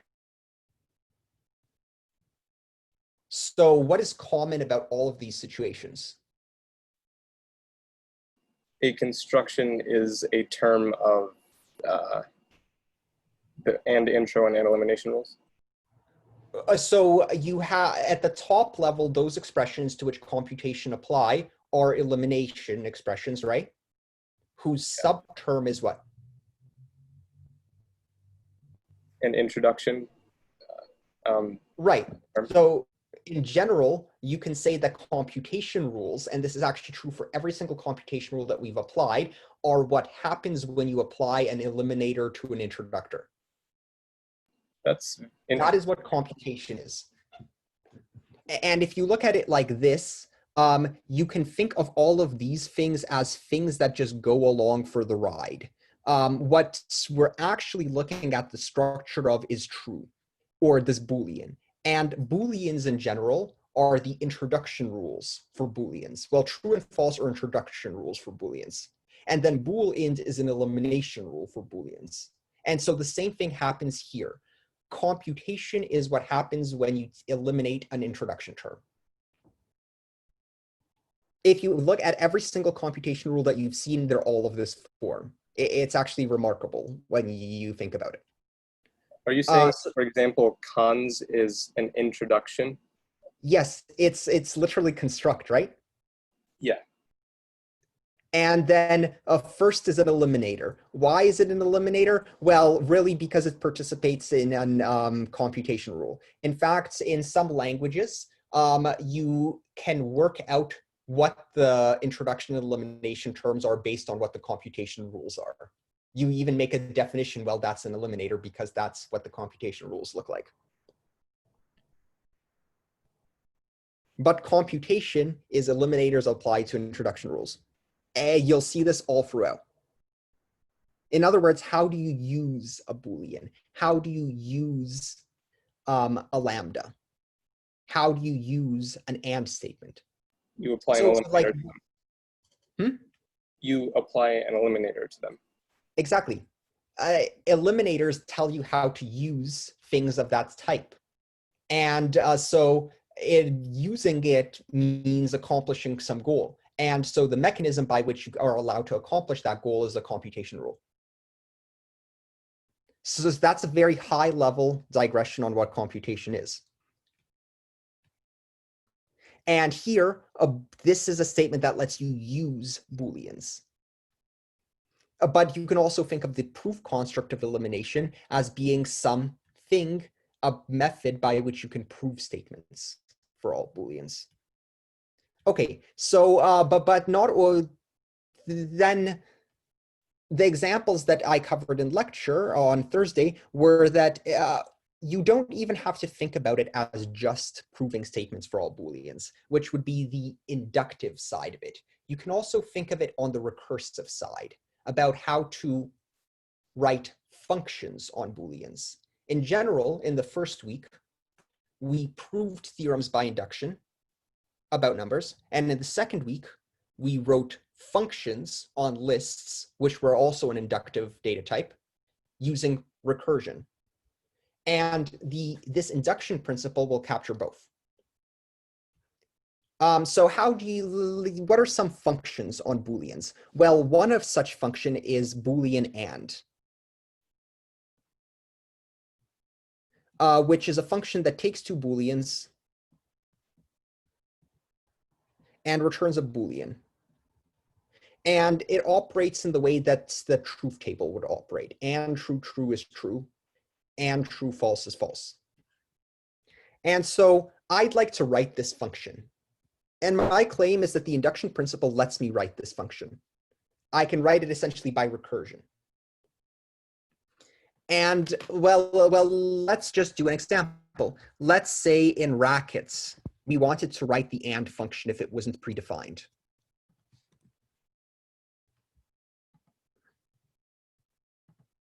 So here I have intermediate student with lambda. Let me share my screen.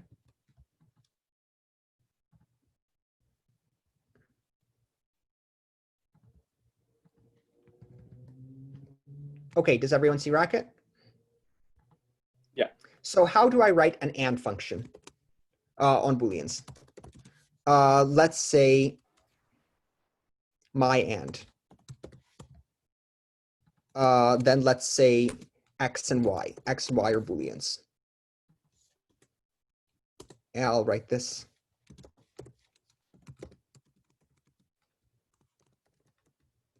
And then here it's instead of writing arrow, it's two arguments, so I wrote times.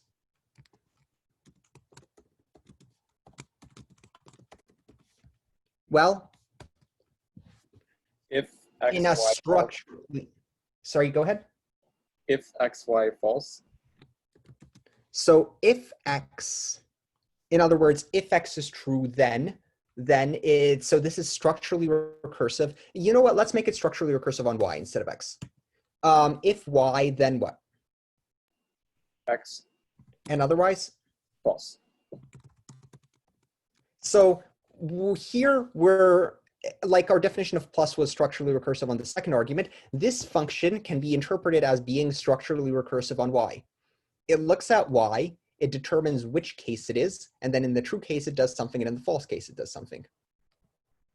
If is the eliminator for Booleans in the same way that foldr is the eliminator for lists. Foldr is something that captures a structural induction principle for lists. And if is something that captures a structural induction principle for bools. If we wrote it in the way that we would write it in the beginning of class, then we'd write a con statements.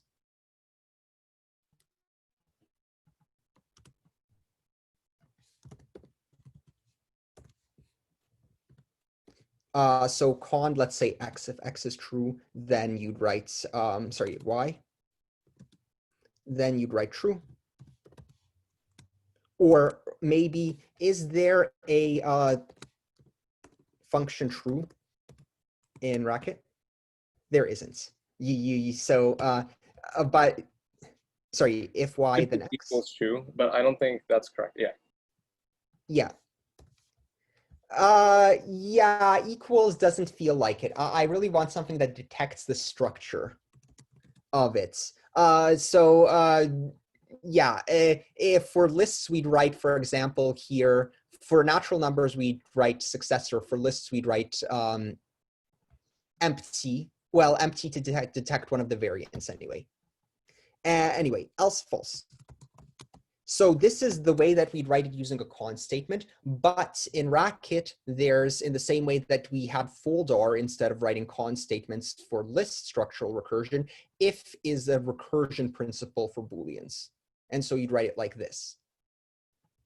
Now let's go back to logic and let's program this not in Racket, but in logic.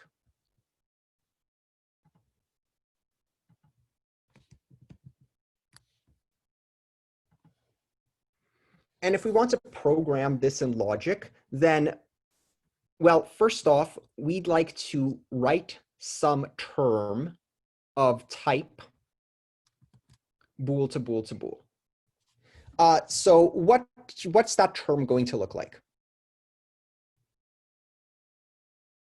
First off, there are two nested implications, right? So how do you start? Martine, let's say.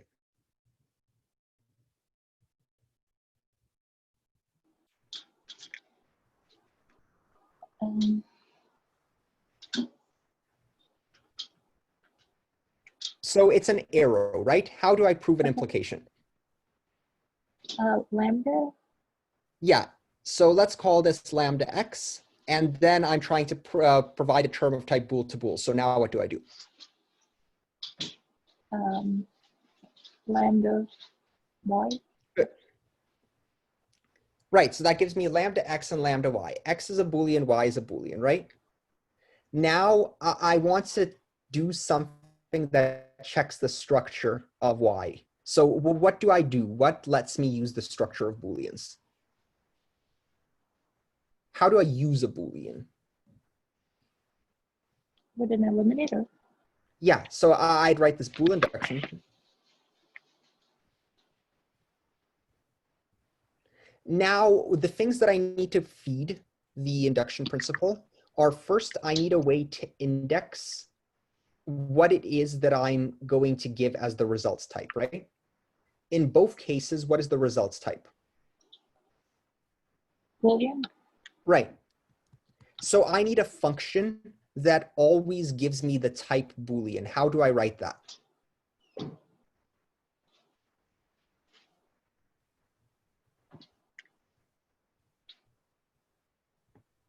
It's like an if state. Well, to remind you, P, this thing P, it's supposed to have type, bool to type. And so it's going to be a lambda statement, but it always returns a specific type Boolean, right? That's the results type. Because if we look at what's the rule here is, the results type is this property applied to B. And we always want that to be bool. So what should the function be? It should return a type.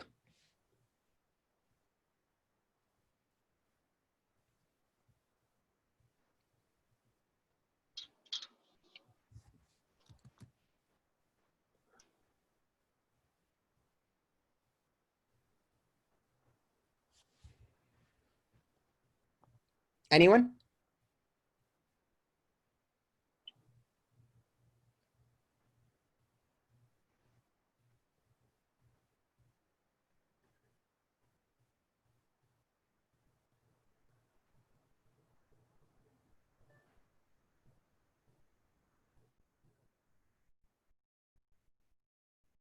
It's an arrow, so we write lambda, and let's use z. Let's use an underscore for don't care. So my version of Proust actually lets you use underscores as lambda variables to indicate that the variable doesn't appear in the body, and lambdas are not allowed to appear as variables anywhere outside of binders. And what do I produce? Well, P is something that given, it has to return bool. So Yes. bool. Bool is a type. So this thing will type check to bool to type. When given anything, it returns a type. Okay, now I need to give a proof for true. In other words, I need to give a Boolean that I return when y is true. And what Boolean is that? X. Yes. And if y is false, then what Boolean do I return? False. Good. And what Boolean am I applying this induction principle to? Y. Good.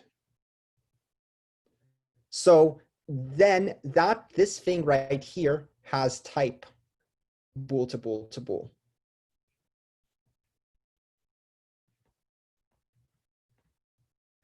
And if we go back to Proust,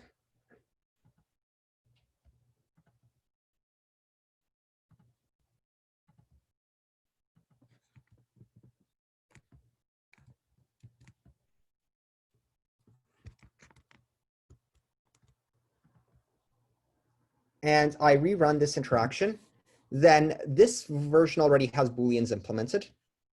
And if you look at, for example, this is the reduction principle for Booleans. It needs to match B against a certain form. So it has to perform reduction. Then if it's true, I just return the reduction of the true proof. If it's false, I return the reduction of the false proof. And otherwise, I just recursively reduce all of the things, but no other thing. Anyway, so let's say we're defining and. Now, and is going to be some term of type what?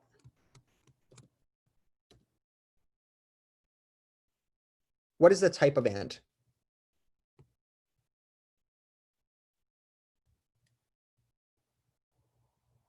Anyone? Bool to bool to bool. Mm-hmm.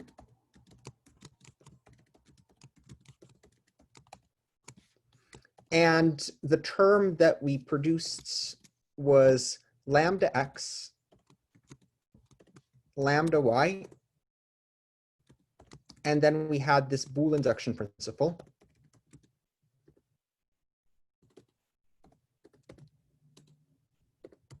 I'll switch to bottom display so that you can see it. Then the property was this don't care, always produce the type bool. Then if y was false, well, we're applying this principle to y, so I'll write that here. Now, if y was false, we produced x. And if y was true, we produce x. If y was false, we produce false. And so that's an induction principle applied to 4 arguments. There are 4 things in the eliminator. And then that's the term. And this definition should go through. Then I can write for things like check 1. And then I can write and it'll give me bool to bool to bool. And then I can also, I have a function reduce 1, which performs reduction on a term. And then I can consider and true, true. And so what should that give me?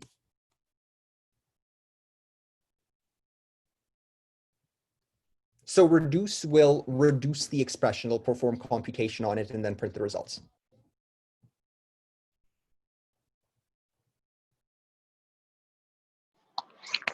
Sure. Yeah. And then if I try to do reduction on true, false, what would I get? False. Yep.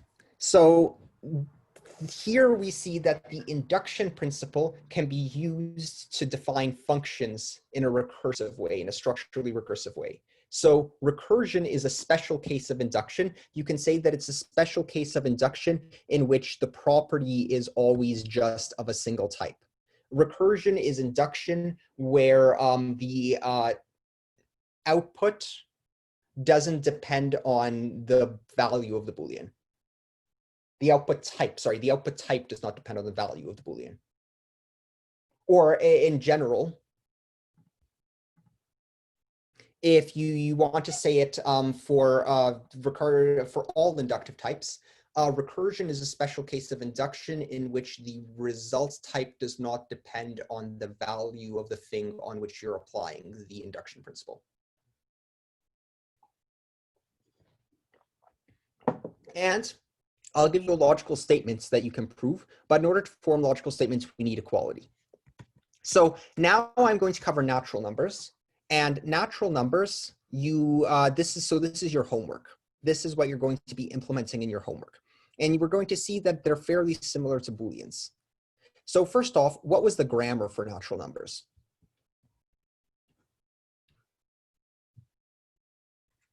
What is a nats? Z Or a successor, right.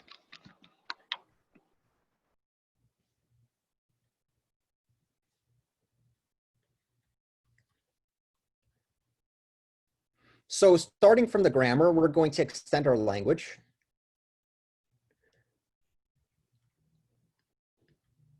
Now, there are two variants. So we can say that there are going to be two introduction rules, and then there's going to be one elimination rule. And now I have everything that I had before. And then I'm going to have just the type nat.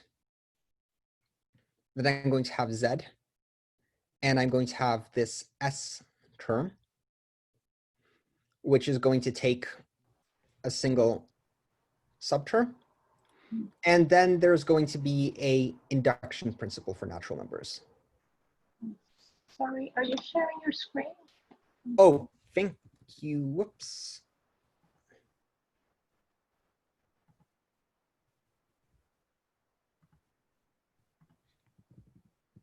Thank you. Okay, thank you for telling me. And then this is going to take some number of arguments. Actually, it's going to take 4 arguments for precisely the same reason that there are 2 introduction rules here. Although this isn't going to be true for equality. Equality is going to be a bit more general.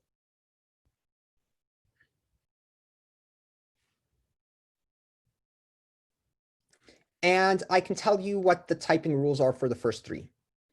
So first off, in context gamma, nats has type what?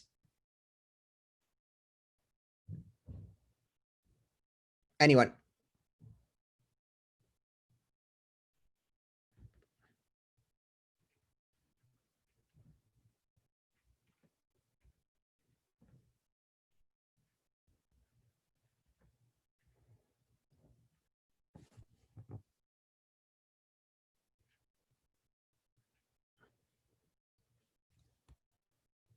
Okay, there's a chat message saying type. Oh, okay. Well, in the interest of time, I'm actually going to do this less Socratically. Z has type nats. And both of these things we can conclude in the empty context.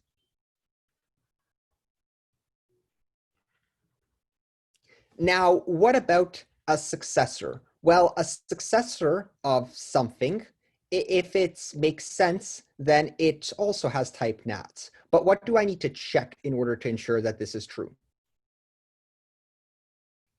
Anyone? That N is a nat. Good. So unlike Booleans, the second introduction rule actually has a premises because it looks more inductive. The inductive data type actually looks inductive. Now, then there's the question of basically, so now I'm going to write down the type of the eliminator. How do I prove a statement for all natural numbers? Well, so this is how do I prove something for all nats?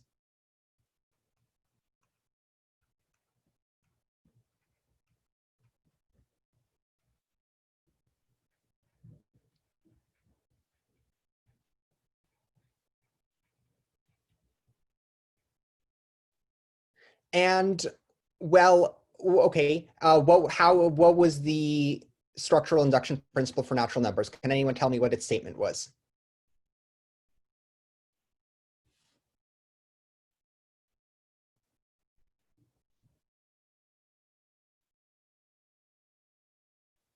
Or let's do it like this. I'm going to develop it piece by piece. So the first thing that I want is I want a statement that I want to prove. It's going to be a property of natural numbers. So it's going to be some function of type nats to type. Then what do I need to prove? In order to prove for all p, for all natural numbers, p of natural number, what do I need to prove? That the property holds for z, so p applied Yes. to z. So that's the 0 case. And then what's the next case? That for all k of type nat, Yes. What? we have that p applied to k Mhm. implies p applied to s of k. Yep.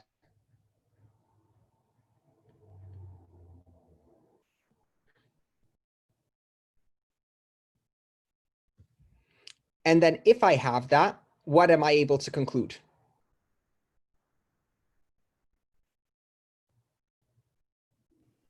That for all n of type nat, we have p applied to n. Yep. So this is the induction principle for natural numbers. I have a question. Yep. So when we look at the type of the eliminator, you're using arrows. So could those be interpreted as implications? Yes.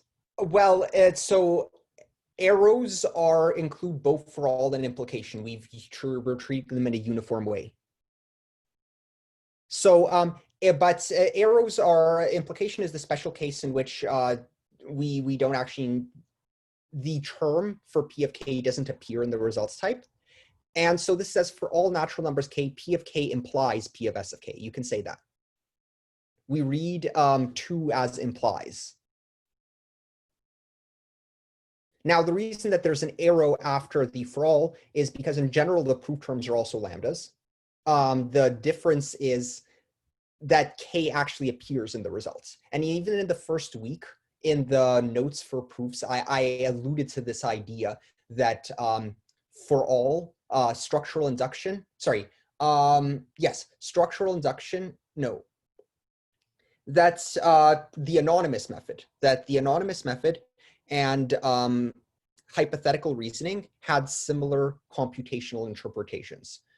To prove something for the anonymous method, after you have a proof, you use it by specializing it to any of the things, and you use an implication by giving a proof of the left-hand side.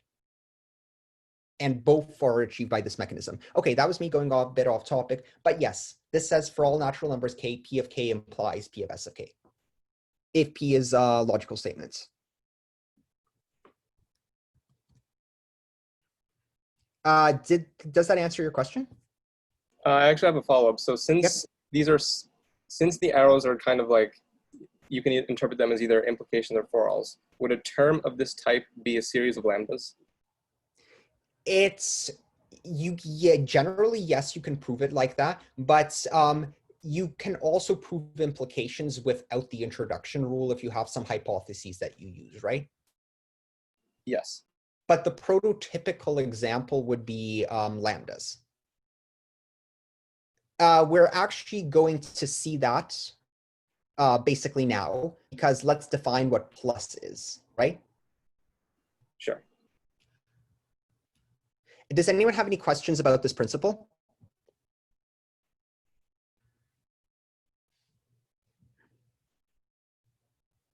Okay, well, let's do this other thing where we actually write what the type of the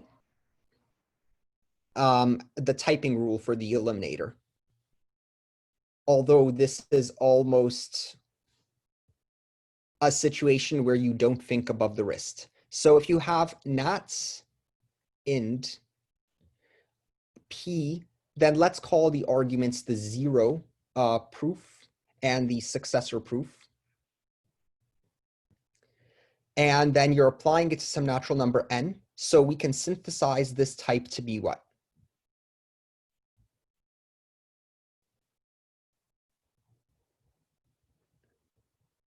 Anyone?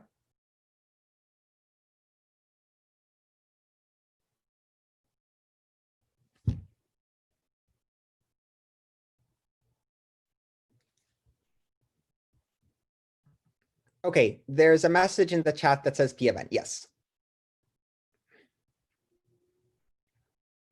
And then the conditions for it, again, in the interest of time, this is a definitely situation where you don't think above the wrist. You need to check that everything has the things that they should have. So we need to check that P is of type NATS type.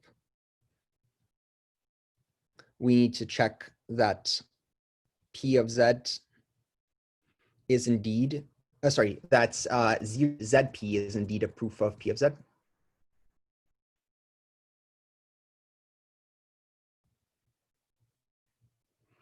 We need to check that SP is a proof of this more complicated expression for all K and NATs.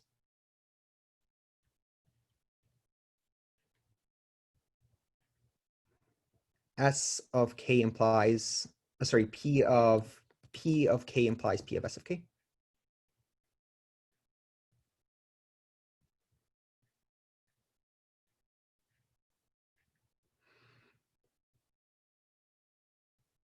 And then you need to check that N is a NAT. And this rule is given in the assignment. And finally, computation rules. So if you have NAT int, and again, we're assuming that everything is well typed, and we have some property. We have ZP, we have SP. These are just things that go along for the ride. And then let's say the thing that we're actually looking at the structure of is Z. What does this reduce to?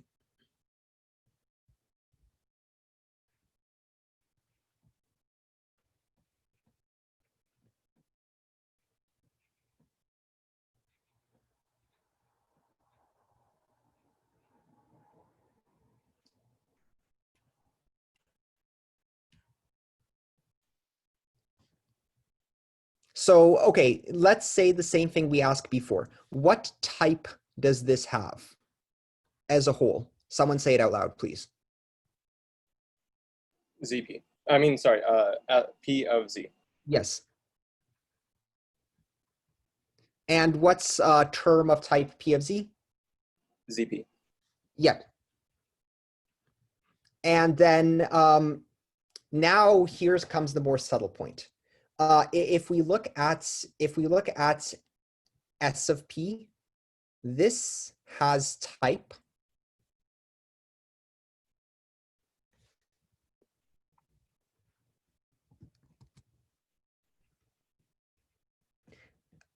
this for all statement for all K and NATs.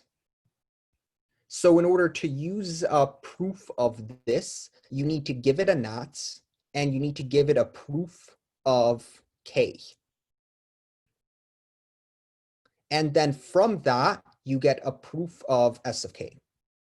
Well, of the statement for S of K. And if we look at this entire thing, the entire thing has type what? P of S of K. Yes. So how do I get a term of type P of S of K?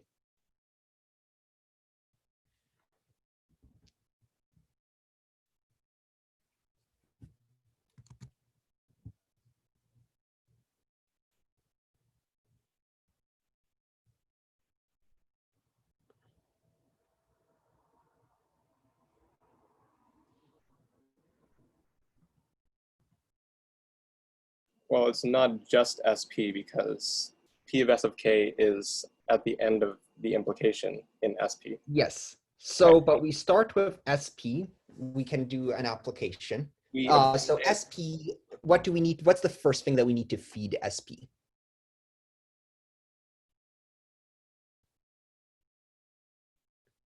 A NAT? So, Yes. So K, or Yes. Okay.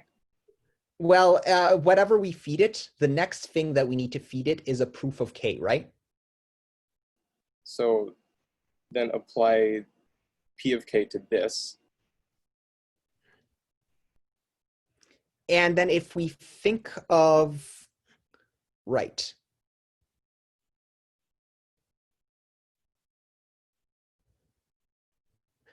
And how do I get a proof of K?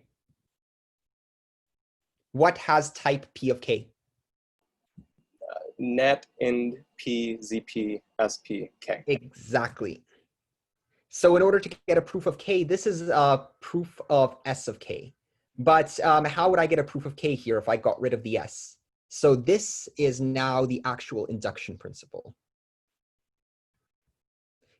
Now, the first three arguments are non-accumulative parameters that just go along for the ride.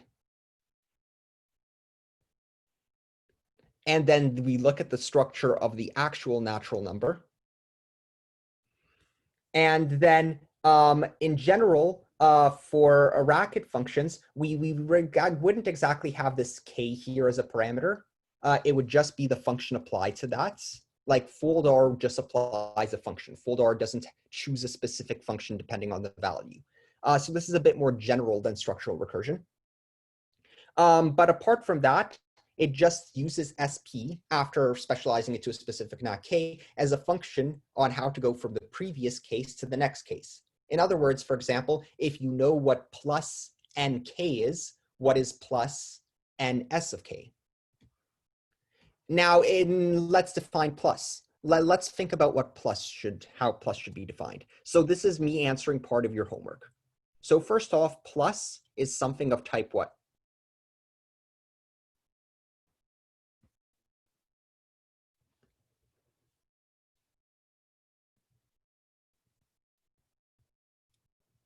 Well, what does plus take?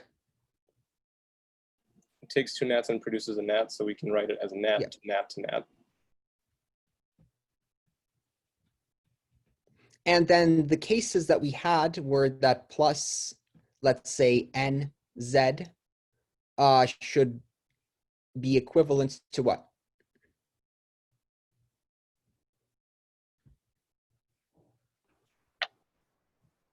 N. Yep. And then for successors?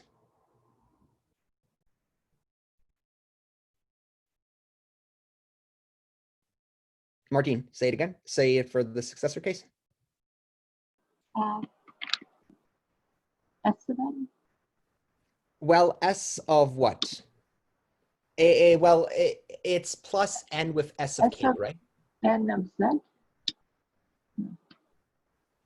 Well, let's say what is 5 plus 6, right? 6 is 5 plus 1, right? Mhm. So you take this 1 away from 6, and then you're adding that to what? Oh, S of plus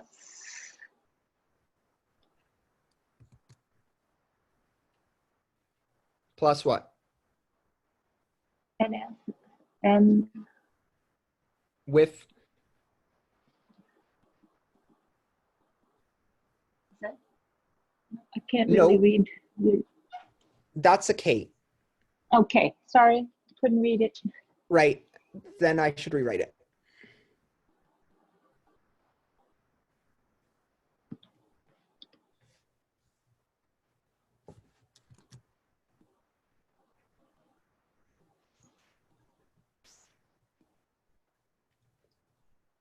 There we are.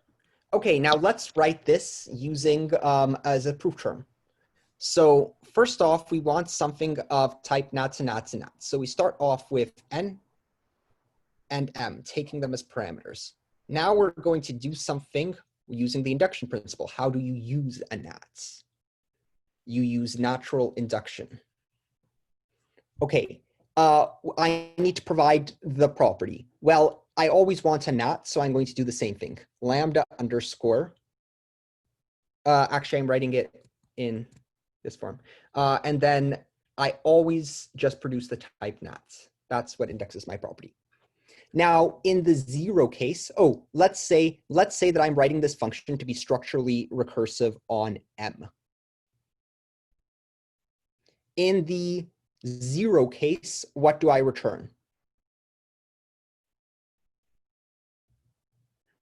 If m is 0, then what do I get? N? Yep. And then here, I want to produce something of type what? For the second argument, I want something of type what?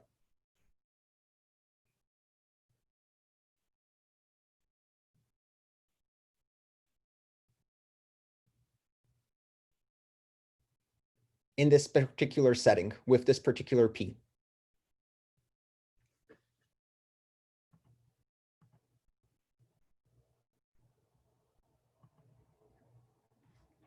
What type do I put here? What type do I want to fill in this expression with? We can look at the rules. It should have type for all k and not P of k implies P of S of k, right? What is that in this particular situation? For all k and not what? Anyone?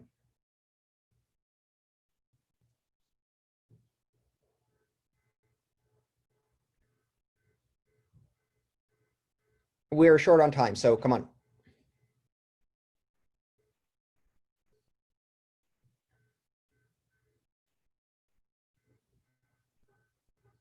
Well, our P always returns not, right? So we want all not to not. And in general, we see that whatever function that we take after taking k, we will apply it to the recursive case. So the meaning of the second argument would be, for example, plus nk. So in order to write this, let's write this as 2 lambdas. Let's write this as lambda k. And then lambda, let's call this y. Y is the results of the previous recursive call. So in other words, the meaning of y is plus nk. And then what do I return?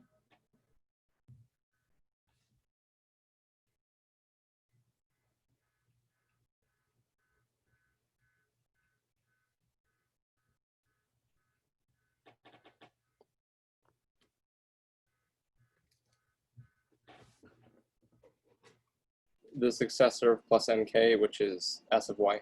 Yep, exactly.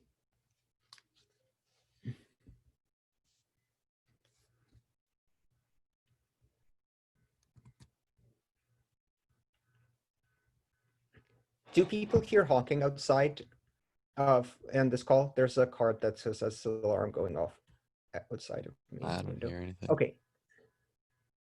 Okay. And then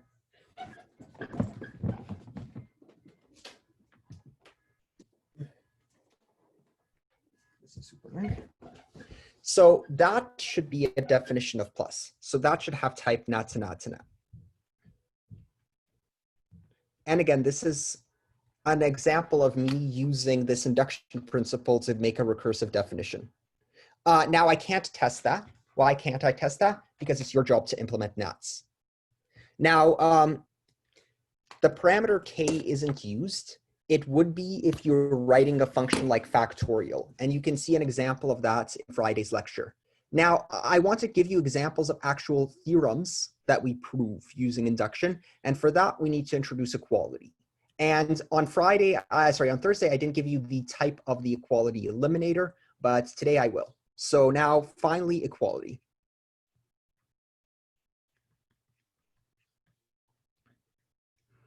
This is the theoretical big bad of the course. We're now going to give a formal treatment of equality.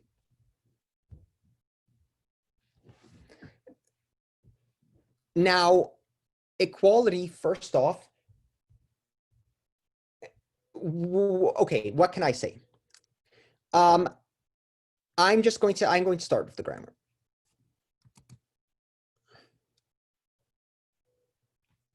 So the grammar for equality is that there's going to be, we are going to form types. And the types are going to be things like n equals n, where n is a natural number, or plus n, m equals plus mn. And so the type is going to be some term equals some other term. Now, I'm going to give you the typing rule for equality first off. So in some context gamma, this thing, let's say S equals T, this synthesizes type, provided what? When should we be allowed to form equality types? Anyone? When S and T have the same type. Right. So in other words, we're not going to even allow the formation of a type which says that like Z equals true. That's going to be illegal. In order to form types, we need to we actually want to compare terms of the same type, because you can think of each type as being a separate construct that's added to my proof language. The fact that natural numbers exist is independent of the fact that Booleans exist. And equality types for natural numbers should work independently of all of the other grammar constructs. I could always extend this language to have more things like lists, which are handled very similarly to natural numbers. I have an implementation of list in one of my versions. They're basically natural numbers. The problem is for the induction principle, the successor case is more complicated because there are true for all statements, but otherwise they're just like natural numbers. Right.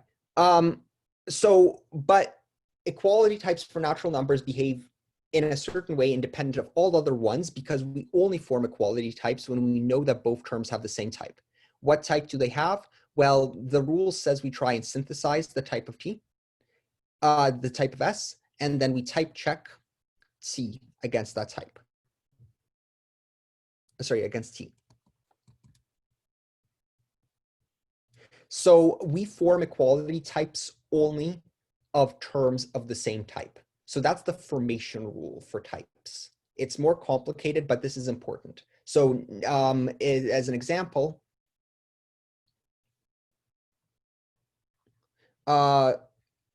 Z equals true is not a well-formed type.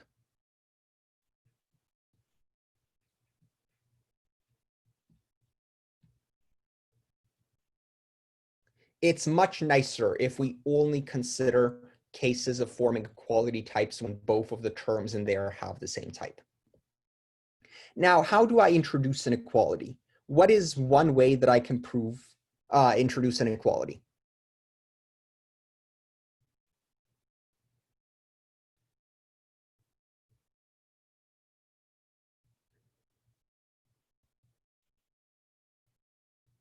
What is the simplest thing that you can say about equality? That Something is equal To Go what? ahead. No, Martine, go itself. ahead. Yes. And so that principle, that's something that we should know for everything. And when I say everything, I mean everything that makes sense. But that's the reflexivity of equality. So that is the introduction rule for equality. Given any term, we have this reflexivity type. We have this term, this introduction rule. Now, if you think about this introduction rule,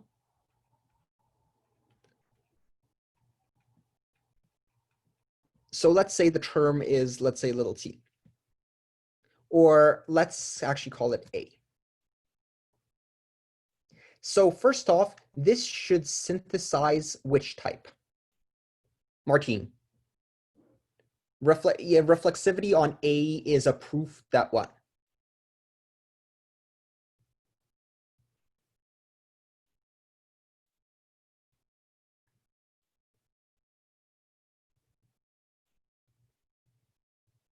What logical statement is this witnessing?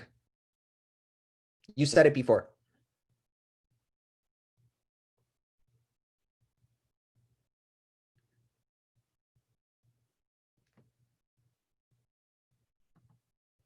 Anyone out loud? A equals A. Yeah. So anything is equal to itself. And equals reflexivity is a proof that anything equals to itself. Now, the catch is that I said anything. What do I mean by anything? What's the premises of this rule?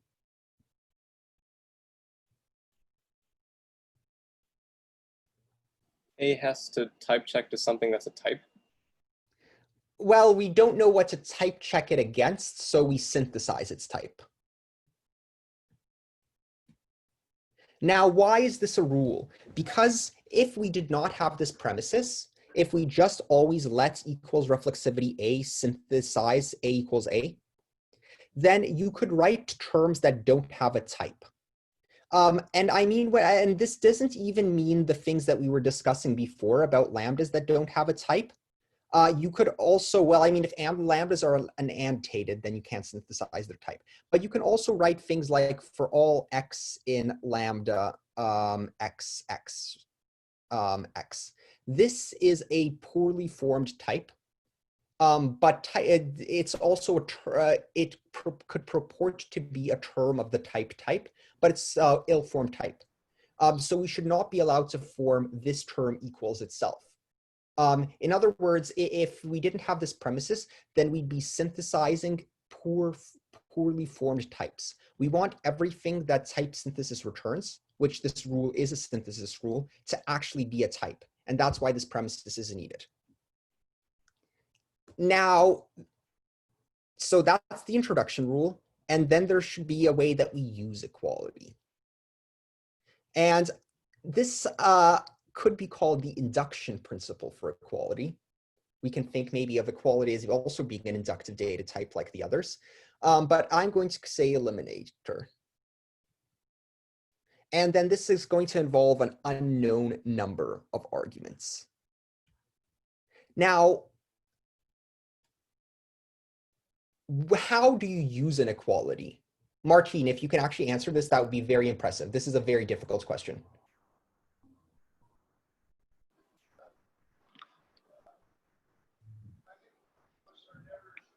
What's your question? How do you use it? How do you use an equality?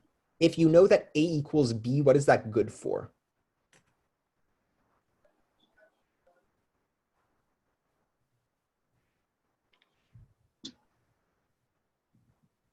Well, I've used it in like activity.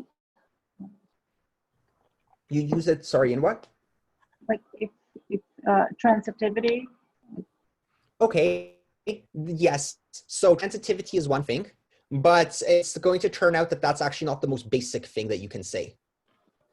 So perhaps you could say transitivity, but what's the other property that we had about equality? Identity. Well, so identity is captured by the introduction rule, and the last property was, oh, there was also symmetry. A equals B implies B equals A, but what was the last one?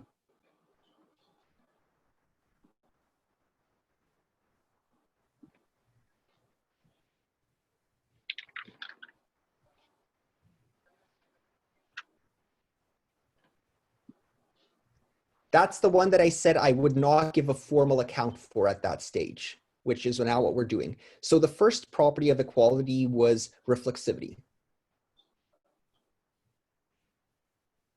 In other words, A equals A. The second property was symmetry. In other words, A equals B implies B equals A. The third property was transitivity.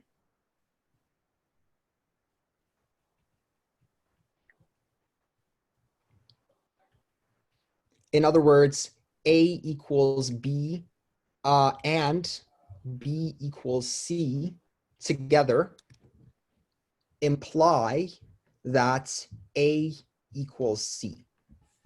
And by the way, those two properties are going to be your first proof homework. And you already have a version of proofs that handles equality and Booleans. So you can start this homework right now by proving symmetry and transitivity. What was the last property?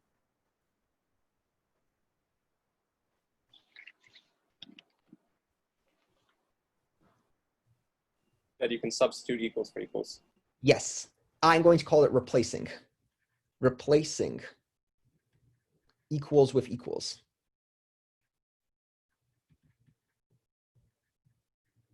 And it turns out that this is the most general use case for equality.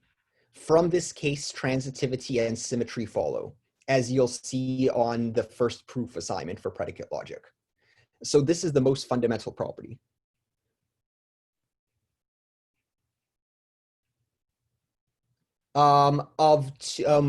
or I should say more fundamental than 2 and 3. This is really an introduction. So the first one is really an introduction rule.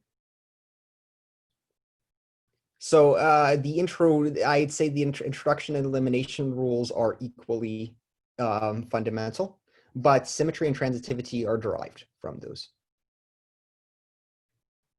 Most fundamental eliminator. Most fundamental way to use inequality. Now,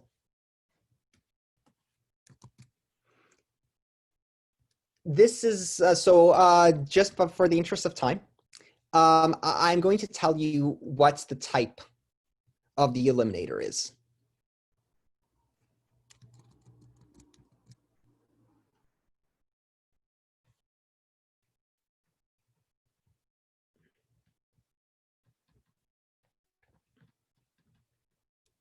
So first off, there's going to be some property, right? We're going to have some results that we know is true for something, right?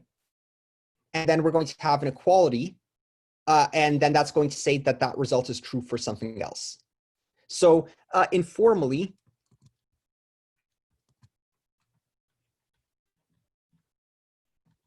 if P of A and A equals B, then what?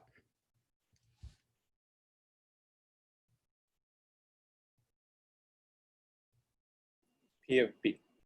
Yes.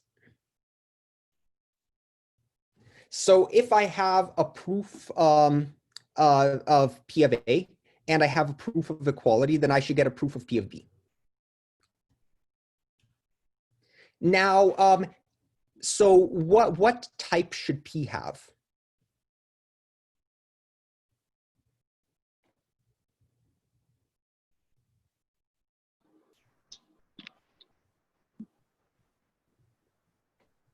Is it a Boolean? Well, the Boolean is too specific. This is now for equality. So it's going to index True or properties. false? There are no Booleans. This is just equality. It's an arrow going from whatever type A has to type. Yes. So it's going to index logical statements. But the problem is, what does it take? Well, it has to take the type of A. But what is the type of A? Well, in general, that depends on what equality type we're considering. You can consider, for example, that there's a family of equality types for each type.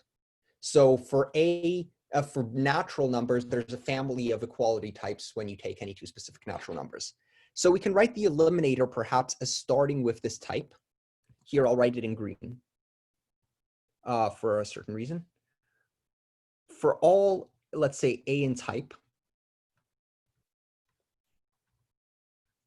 Now, the reason that I write for all A in type is because maybe instead of giving that explicitly, it's something that we're going to be able to synthesize from the type of A.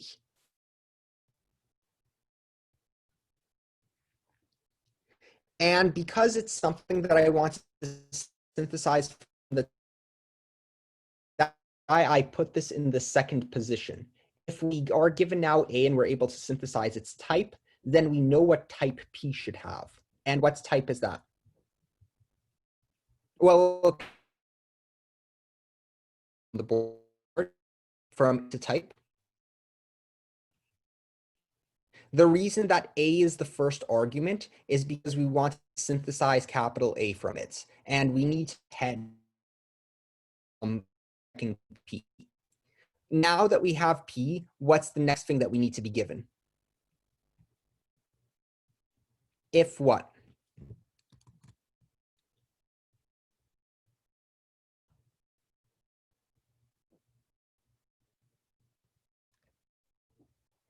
Anyone out loud?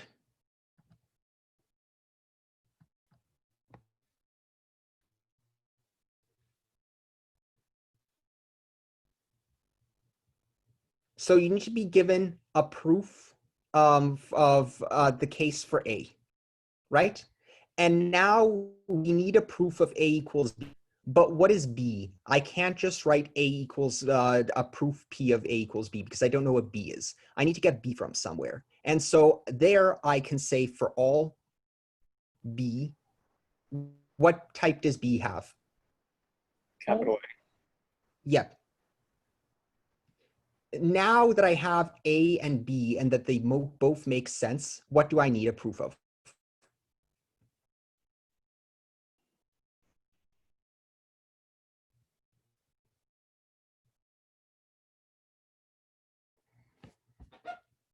So in order to substitute equals with equals, what do I need to know about A and B? That they're equal. Yes. So I need to be given this piece of information. And then if I have all of that, what am I able to conclude? That P of B. Yep. So now I wrote this in green because it's going to be something that we're going to infer, but we're going to have to be given all of the other arguments separately. Now here is a super high level statement that's super abstract. You can think of this as an induction principle on the set of terms that are equal to A. If you actually look at what you have on the top line and then on the bottom line, it says for all B that are equal to A, P of B. So in other words, we're proving something inductively about all things that are equal to A. If you look at the previous induction principles, for natural numbers, given P, given the things that we need to prove, we prove something for all natural numbers. That's why it's on the second line. I mean, it's board space is one, but the second is I explicitly want to have that there. And then did I do it for Booleans as well? Yes, for Boolean numbers, after you're given the first three things, you get a proof of all Booleans P of B. Well, here you get not a proof for all A, you get a proof for all A that are equal, sorry, for all B that are equal to A, P of B. And so we're going to infer the type A. And other than that, before we get to P of B, there are 5 things. So the elimination term is actually going to have 5 things inside of it.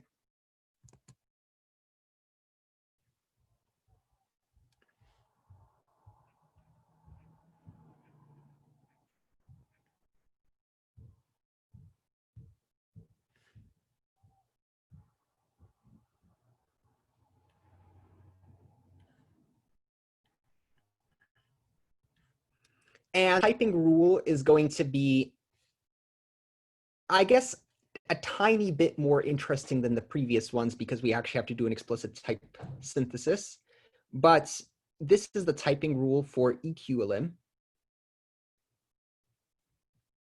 Now, the first thing is my A, then I have my P, then I have my proof for A, so let's call this A proof. Then I have my B, then I have my equality proof. And then I have my, wait, 1, 2, 3, 4, 5. These are 5 things. So what type does this synthesize? P of B. Yep.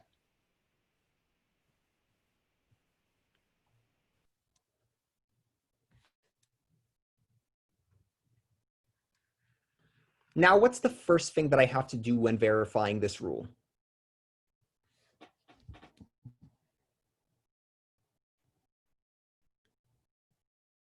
Anyone?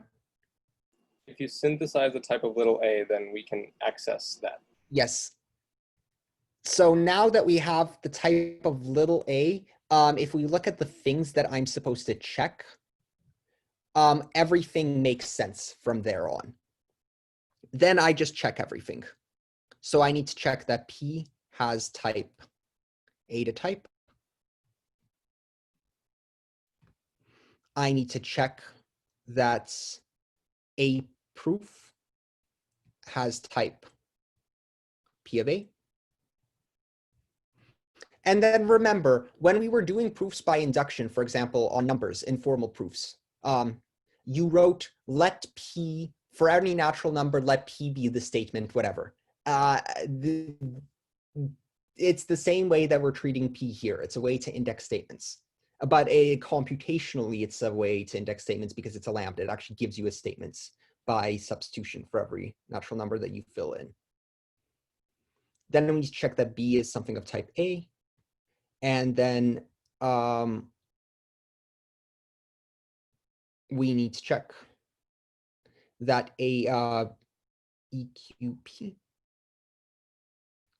has type A equals B. And so everything else is just directly checking.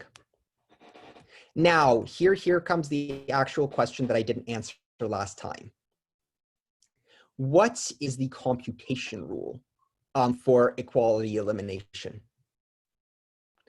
Imagine that it's an inductive data type.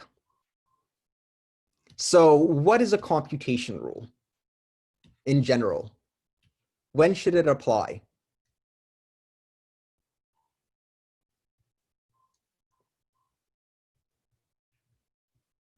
When you have eliminators acting on things. Yes, and what's the only on what? On what specifically? An eliminator acting on a Introduction. Yes. So assuming that things type check, technically this should be structurally recursive on both B and A equals B. The way that this suggests, there's only a single introduction rule. What's that? Our reflexivity rule. Yes. So here, I really can't say anything about B, but I should be able to say here that if I'm actually applying it to an introduction rule. Now, what should I put for the reflexivity? Well, A should be equal to B. So the proof term should be a proof of either A or B. The point is that the eliminator is going to go away only when A equals B for the reason that they are equal. So in fact, we're actually going to type check it against equals reflexivity anything. If it's a reflexivity introduction term, and it type checks, in other words, it's a proof of A equals B, then that's fine. So although it has to be whatever you put here, it has to be something that's equal to A and equal to B, right? Well, then what should that reduce to? This is something of type PB, right? But A equals B, so what suffices then? AP. Yes. So this AP in general, this should be something of type PB. This is something of type PA.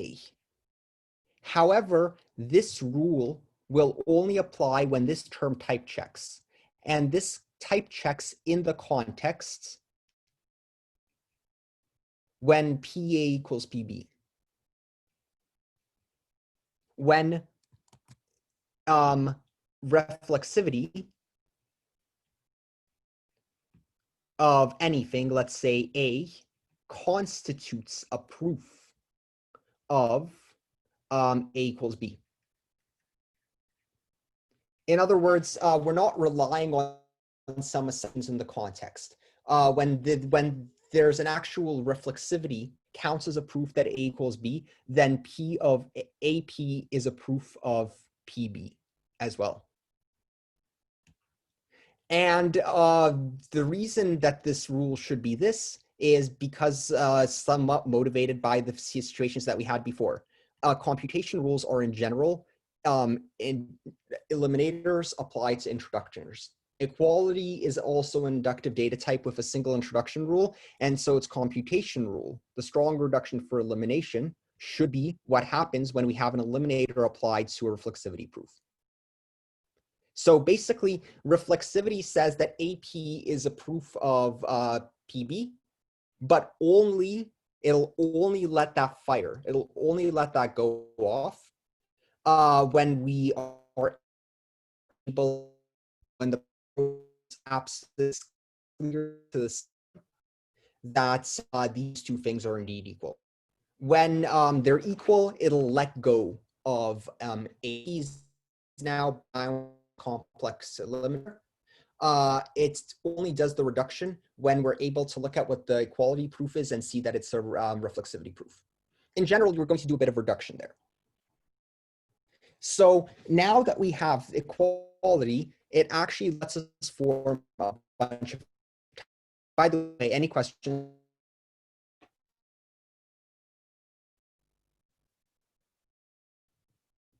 In the old version of proofs, there was a bug where we didn't even check that it had reflexivity type, and that resulted in bugs.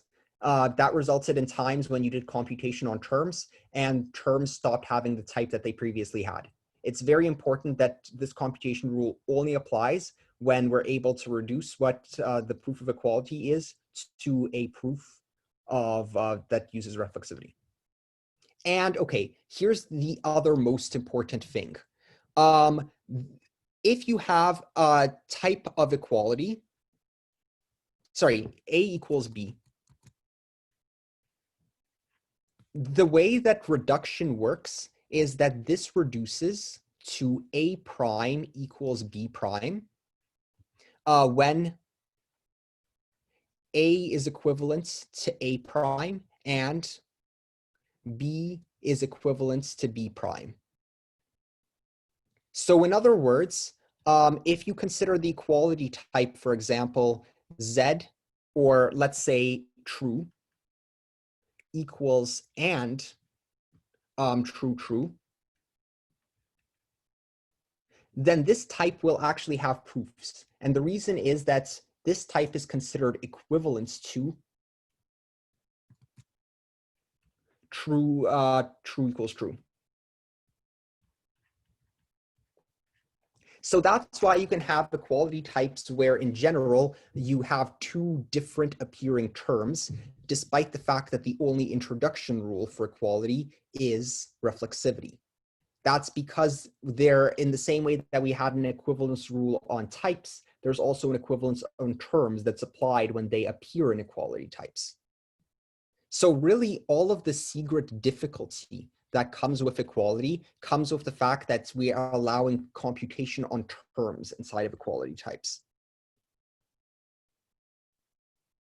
Now let's go to Proust, and I want to prove the following thing. I want to go through a proof of the following statements to actually show induction principles being used to write arguments. I would like to prove that for all Booleans B, that's and let's say B true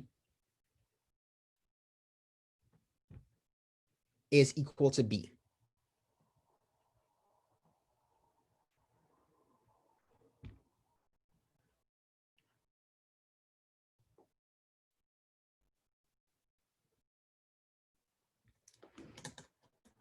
Right. Any questions?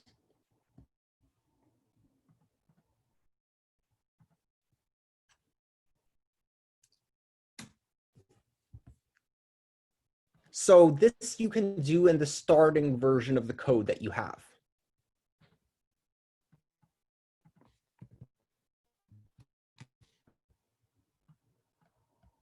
So first off, let me show you this. So first off, let's define and as we did before. I guess I cleared the definition that might have existed. I shouldn't have cleared that. So let's make and lambda x, lambda y. Then we want to use Bool induction.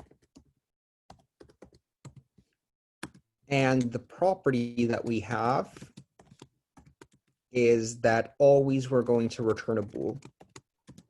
Then we're going to apply this eliminator on y. If y is true, then we return X. If Y is false, then we return false. So that's a recursive definition of AND. It's structurally recursive on Y. And this has type bool to bool to bool.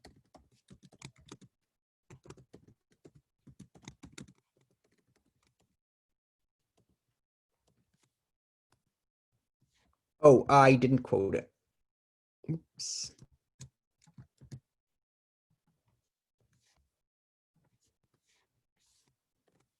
Now I can consider, for example, I have this reduce.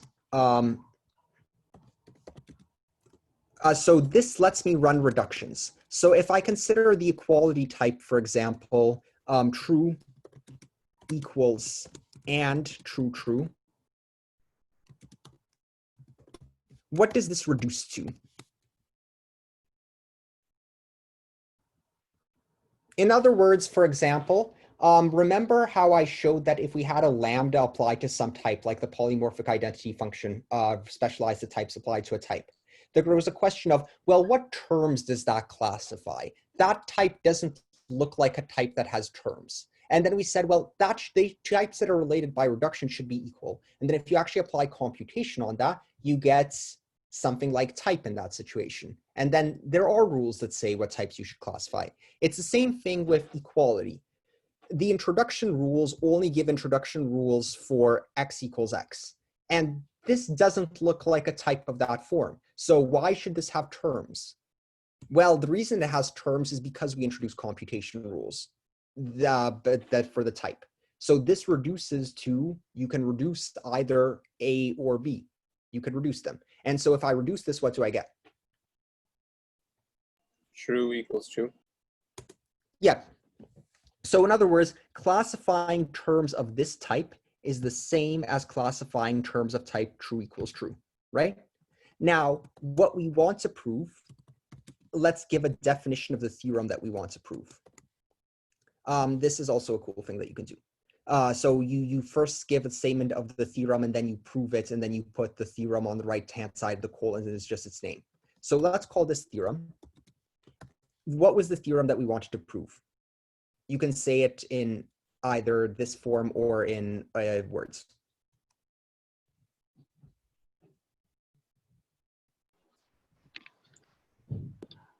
For all B, Yep. bool, arrow, and B true equal B. Perfect.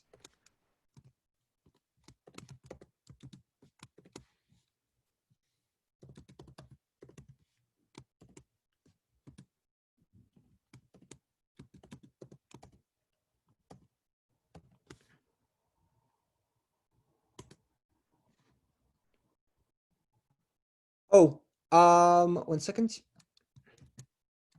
I have a syntax error for all B in, oh, yeah, I need the space to recognize it as that.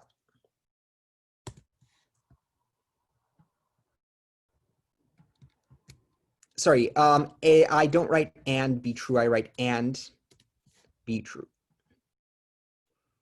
I mean, I could also write, it should have also worked in that form. Sorry, let's look at these parens. And be true equals B. That should be well formed. Okay, so then we can do something like check one, or rather reduce one. And then I can write theorem. And then that'll give me the statement of the theorem that I want to prove.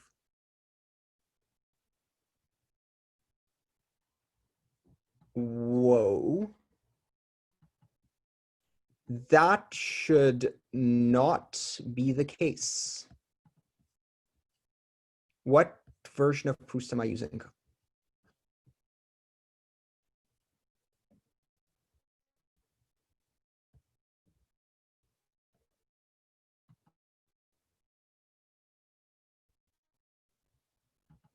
Okay, I might send you a different version. That reduction should not happen. Actually, let me see if whether it should or should not happen. No, it should not happen.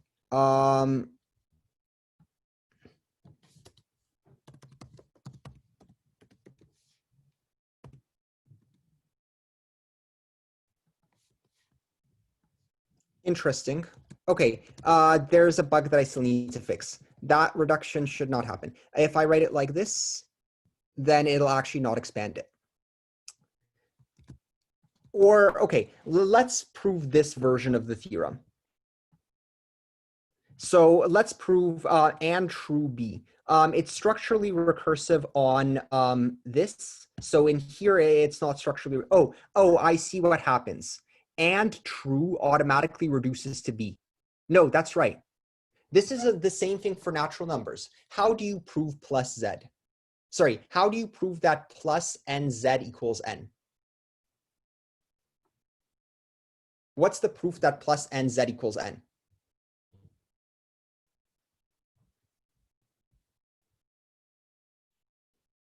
There is no bug. This is exactly correct. How do you prove Isn't plus n? Go ahead. Is that the base case? It's just the definition of plus, right? Plus nz Right. equals n, right?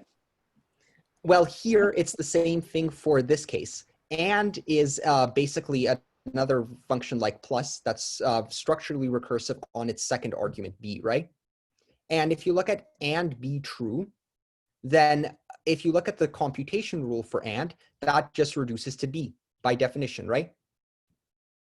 So the statement and be true equals b, that can be proven very easily, right? So for example, the proof of that is, let's check one. Let's check that reflexivity on B,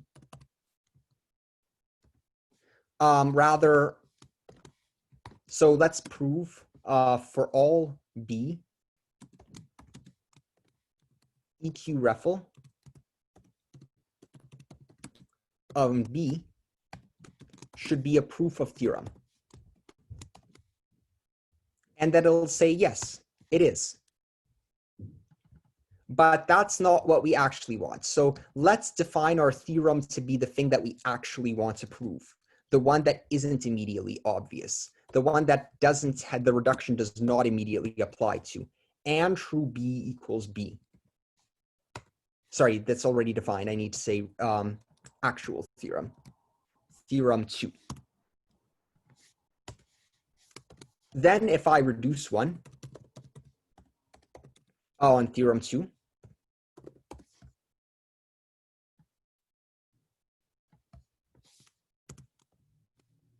I get a statement. This is the reduced version of the statement that's not trivial, that I actually have to prove, right? So now let's try and prove it. Let's call this proof. So I'm going to write some proof term, and it's going to be a proof. By the way, I can write enter, and then it'll just indent, go to the next line. If it's not fully parenthesized, it won't run. So I want some proof of theorem 2. Well, how do I prove it? It's a statement for all Booleans, right? So what do I start with? Lambda. How do I use a Boolean? The Boolean eliminator. Yep. Now, what is a function that indexes the results that I'm trying to prove? Something that returns an equality type. Yes. So let's say lambda x, and then what's the equality type?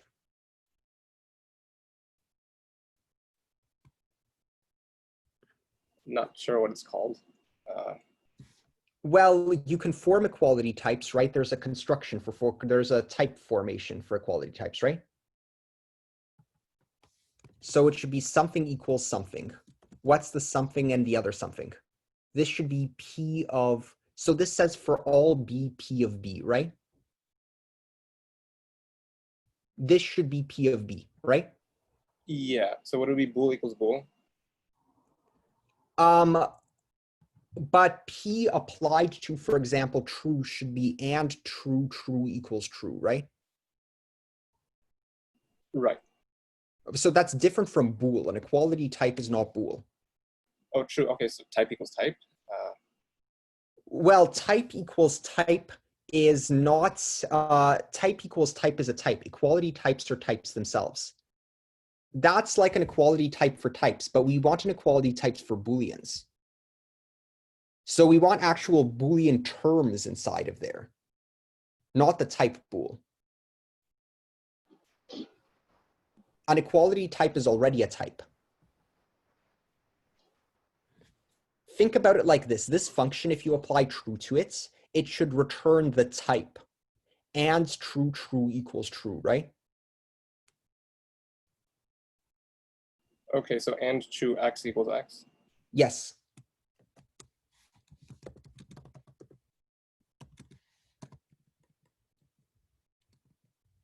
I see. Okay. Okay, now, so we are going to apply this principle on B, because that's the only Boolean that we can use, right? Now, what do I do in the case that B is true? So what do I need to prove in the case that B is true? That and true, true equals true. And how do I prove that? Equality reflexivity on B. Well, this is supposed to work in a context in which B doesn't exist. If you look at the rule, then this should happen in gamma. In gamma, we should type check this to P of B. We don't add B to the context.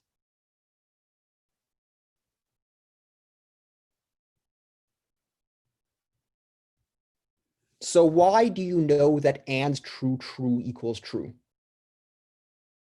Because and true, true reduces to true, and true equals true. Right. So in other words, why is 2 plus 3 equals 5? Because both have the same value, right? Yes. But in order to say that both of them have the same value, what do you actually have to say?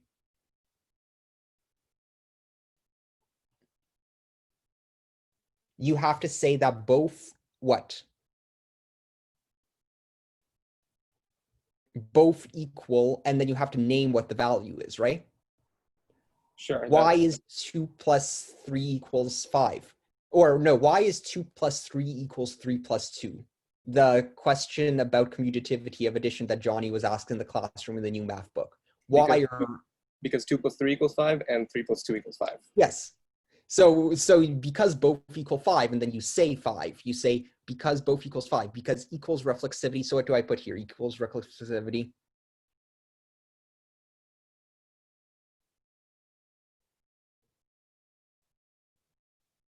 So why is and true, true equals true?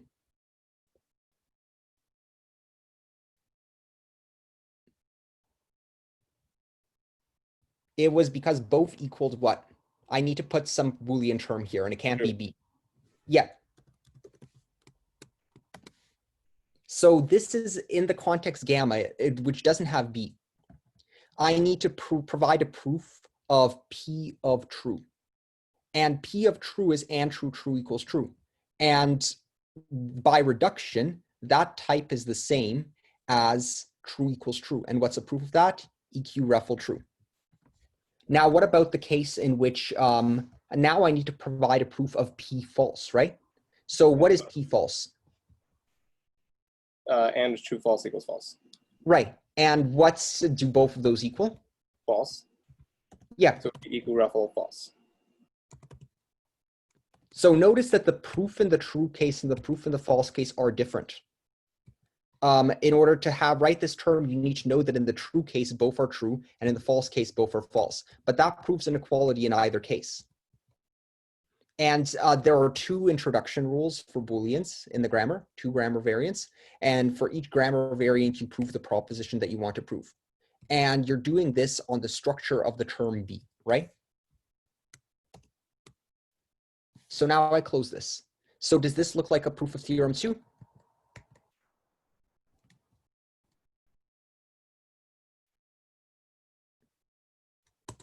It goes through. And then I can, for example, write check 1. Let's say proof. And so it'll give me the type of the thing which I've proven, theorem 2. Now, I guess I can reduce that. Or rather, well,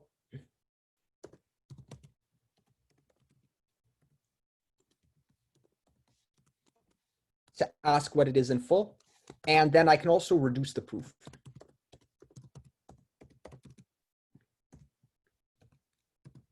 Now, unfortunately, when I reduce the proof, it's going to expand and so the proof is going to be bigger, right? This looks like a mess. This is much less readable than this. And what actually happened is that and got expanded into its definition. So there's another Boolean induction inside of here. And when I showed you the email in which I had the answer to the last bonus question, that was commutativity of addition with all definitions of expanded. It was like several very long lines. But this is how, so this example was very valuable. And actually the thing that we stumbled into before about this reduction, that's exactly right as well. And be true by the definition, this immediately reduces to B. But when we flip it around, the problem is that B is now in a position that that reduction doesn't happen. It's actually really good because for the homework, I ask you to prove, for example, plus Z. And I also ask you to define plus. Well, when you define plus, you can choose which argument to make it structurally recursive on. And that's why I ask you to prove both properties. Because one of the proofs is trivial. One of the proofs is just reflexivity, whereas the other proof is not trivial. And depending on which one you use, you can change them. So if I only ask you to prove plus Z in the usual way, then you could just change the definition of plus and you'd get away with it immediately. Does that make sense? So I want people to ask questions about this proof. This is really, so from this proof, going to the proof of plus Z, or formalizing any of the things that we did in the informal part of the class is somewhat direct. Actually, even adding lists isn't hard. Using this, adding natural numbers is similar to adding Booleans. And then adding lists is similar. And then proving things is similar to this. But this example is a very valuable one. Any questions?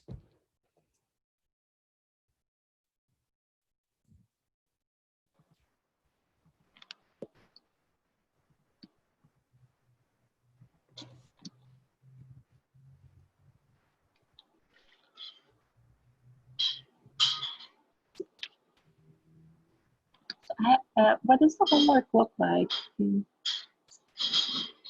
Sorry?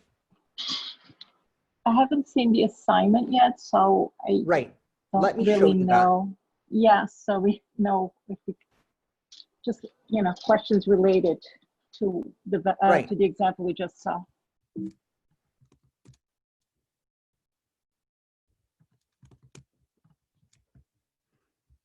So let's look at this. So there are some new assignments that I put up.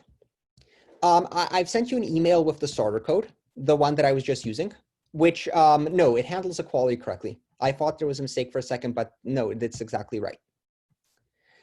So the first thing is, oh, by the way, I've also added a way to parse nested for alls in the same way that you don't have to write applications and that you can use arrows repeatedly.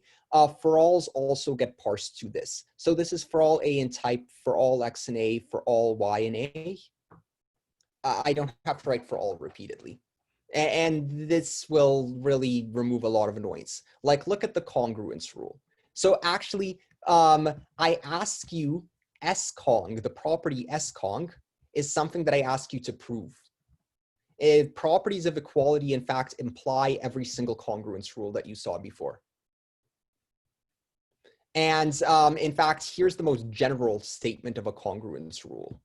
For all A, B, X of type, X and Y of type A, and F, a function from A to B, if X equals Y, then F of X equals F of Y. And you can show that this implies scong, for example. And then I ask you to prove properties symmetry and transitivity of equality.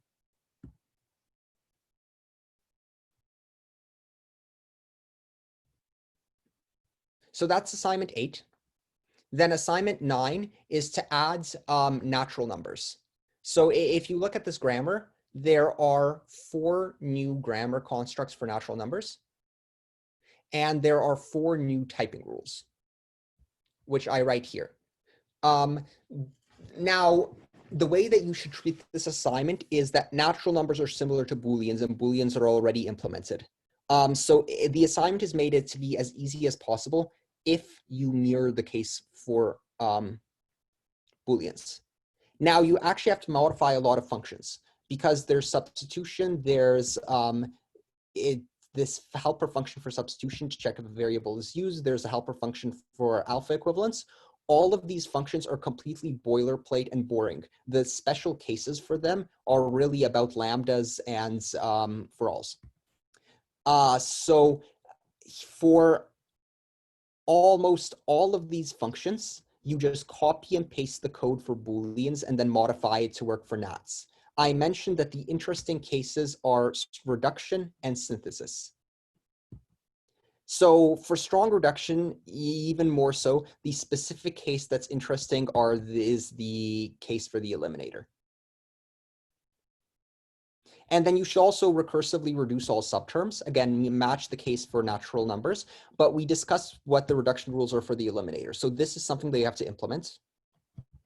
And then for type synthesis, these are the rules. They're very similar to the rules for Booleans, except for the fact that the second introduction rule has a premises, unlike for Booleans. But this rule is very similar to the case for Booleans.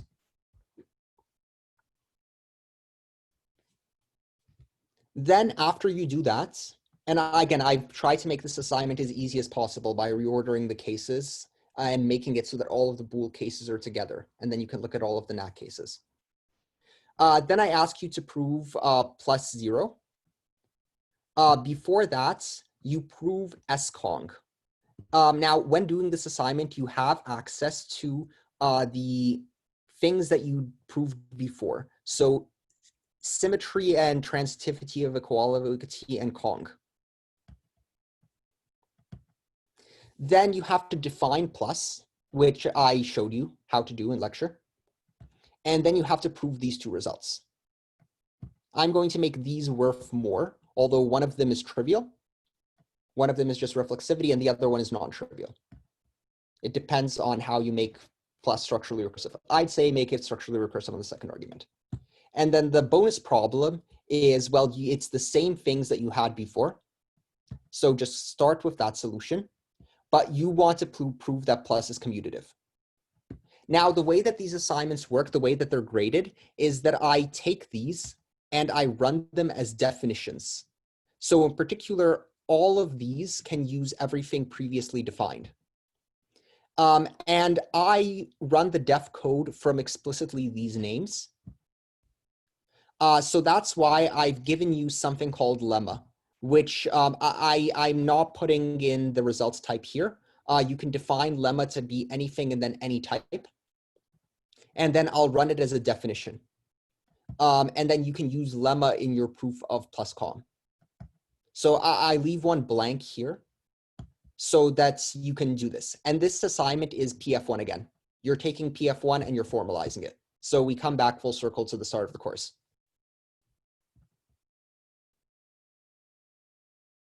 Any questions about that?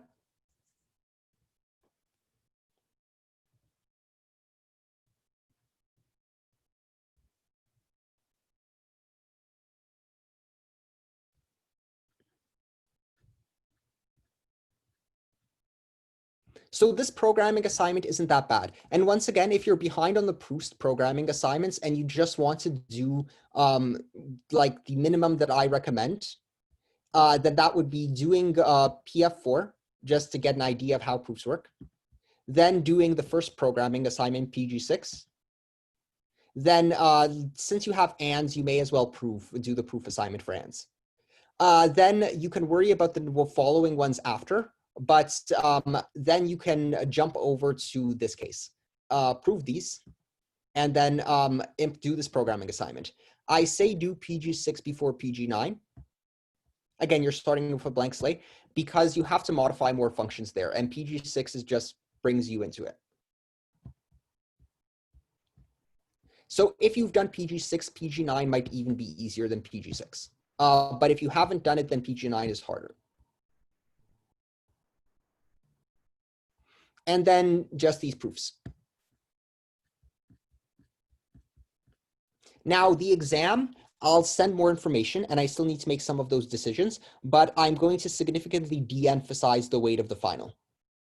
And I'm going to grade everything as soon as possible. Over this weekend, I had to put in a lot of work on preparing the corrected version of Proust. There were a lot of changes that I needed to make, but the version that I sent you is the product of that.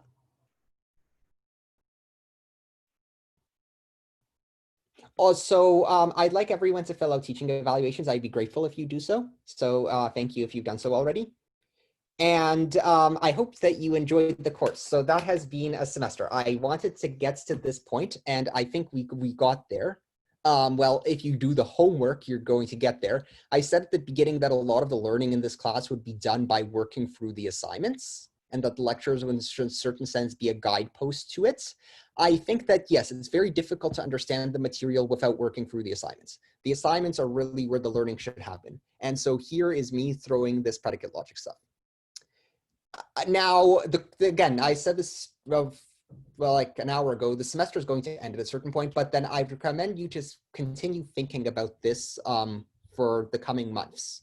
Let it sit for a while, and then I hope this really teaches you something valuable about mathematics and programming. And programming is also a very valuable skill. So if you did not know how to program before this course, and now you've learned how to program, this is a very strong boon which you have gained as well.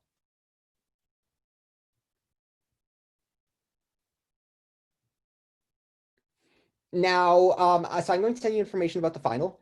Also, I'm going to have, I guess, one more session in which one of the inspiration, actually, it's not a direct inspiration for this class, but there's a puzzle game which I recommend everyone play called Baba Is You. And it's a game about rules, and it's a game that's as meta as possible. But if you actually think about the way that Racket works, and this thing about rules rewriting expressions, the meaning of the program is its own program, and the program runs by rewriting itself. Baba Is You is a game that very much perhaps is as efficient way to teach someone operational semantics as teaching them programming language. And I may as well run an hour-and-a-half Let's Play session where we solve some Baba Is You puzzles. So I can send you an email. That's just a fun thing before the exam. And then if you have any questions, you can email that to me. I'm going to offer a grading scheme in which the final has no weight because some people might have been in this power out situation, but I'm also going to make the final much easier than the midterm. I think I'm going to have one programming problem on there, another list recursion problem, just to give you another chance to get that problem right. And then most of the rest of it is going to be writing proof terms in Proust.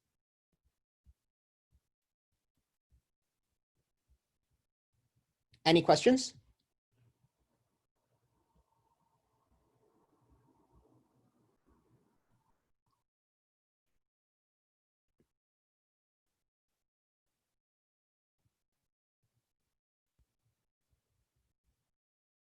Okay, so I hope everyone enjoyed the semester and have fun working through these assignments. And I guess I'll be speaking with most of you and reading your exams still.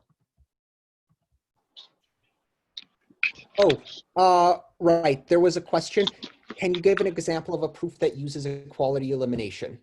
Let's see. Yes, I can.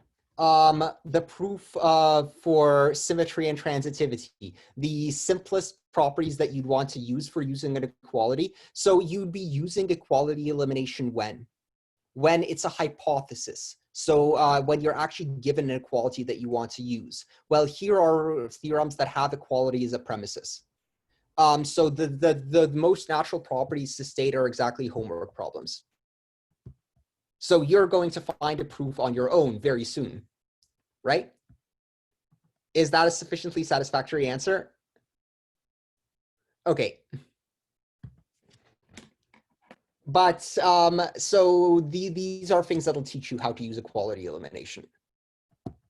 And then you can see all of the rules written down if you scroll through today's video. So today's lecture should have been a comprehensive covering of predicate logic. And it enables us to get back to the proofs that we had at the very beginning of the class and treat them in a fully formal way. So to show you again with Racket, this proof is probably a very good example to consider. And it's also a very good example to consider because if we flipped B and true around, then the proposition became trivial. Then just reflexivity was a proof. But here, there's no computation rules that applies because it's structurally recursive on the second argument. And then we need to prove the true case and the false case. And those proofs are different. They're both reflexivity, but they're both equal because they're both equal to a third thing. 2 plus 3 equals 3 plus 2 because both equal 5. So you provide the 5 there. Then you index the statement that you're proving. When you're defining functions by recursion, generally you have an underscore and then just the type of the thing that you're producing. But when you're using the general induction principle, you actually have to write a specialized term for every value. Then you prove a case for each grammar variance, and then you specialize the thing to which you're using. That's the Boolean and natural number induction principle. So you can now do PG1 after you implement natural numbers formally. And then the proof term is this terrible thing when you actually reduce it. And then I can answer any other questions by email, and I'll be sending more information about the final.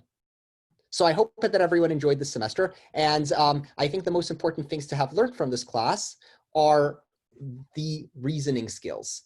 This was a class where you had to get through everything by sitting and solving it. And this is, in some way, I hope, a very good way to teach abstract reasoning skills. That's really what math is. Math is figuring out you have some situation and you want to understand it. And so you say, how do I find out how something behaves? How do I find out the truth of a situation? Plato and the Greeks classically would call this dialectical analysis of the contents. What is the process by which one comes to the truth of a given situation? And then you learn the dialectic, the Greeks would say. In this case, we'd say you learn critical thinking skills. You learn how to analyze situations, and you learn how to come to your own conclusions about these things and how to solve puzzles. And all of it is skills that are very highly transferable from one thing to another. And having programming as a bonus is also a very strong thing to have.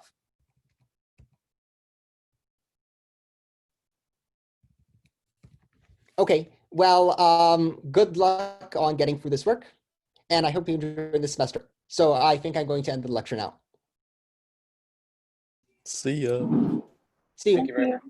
Bye-bye. Bye.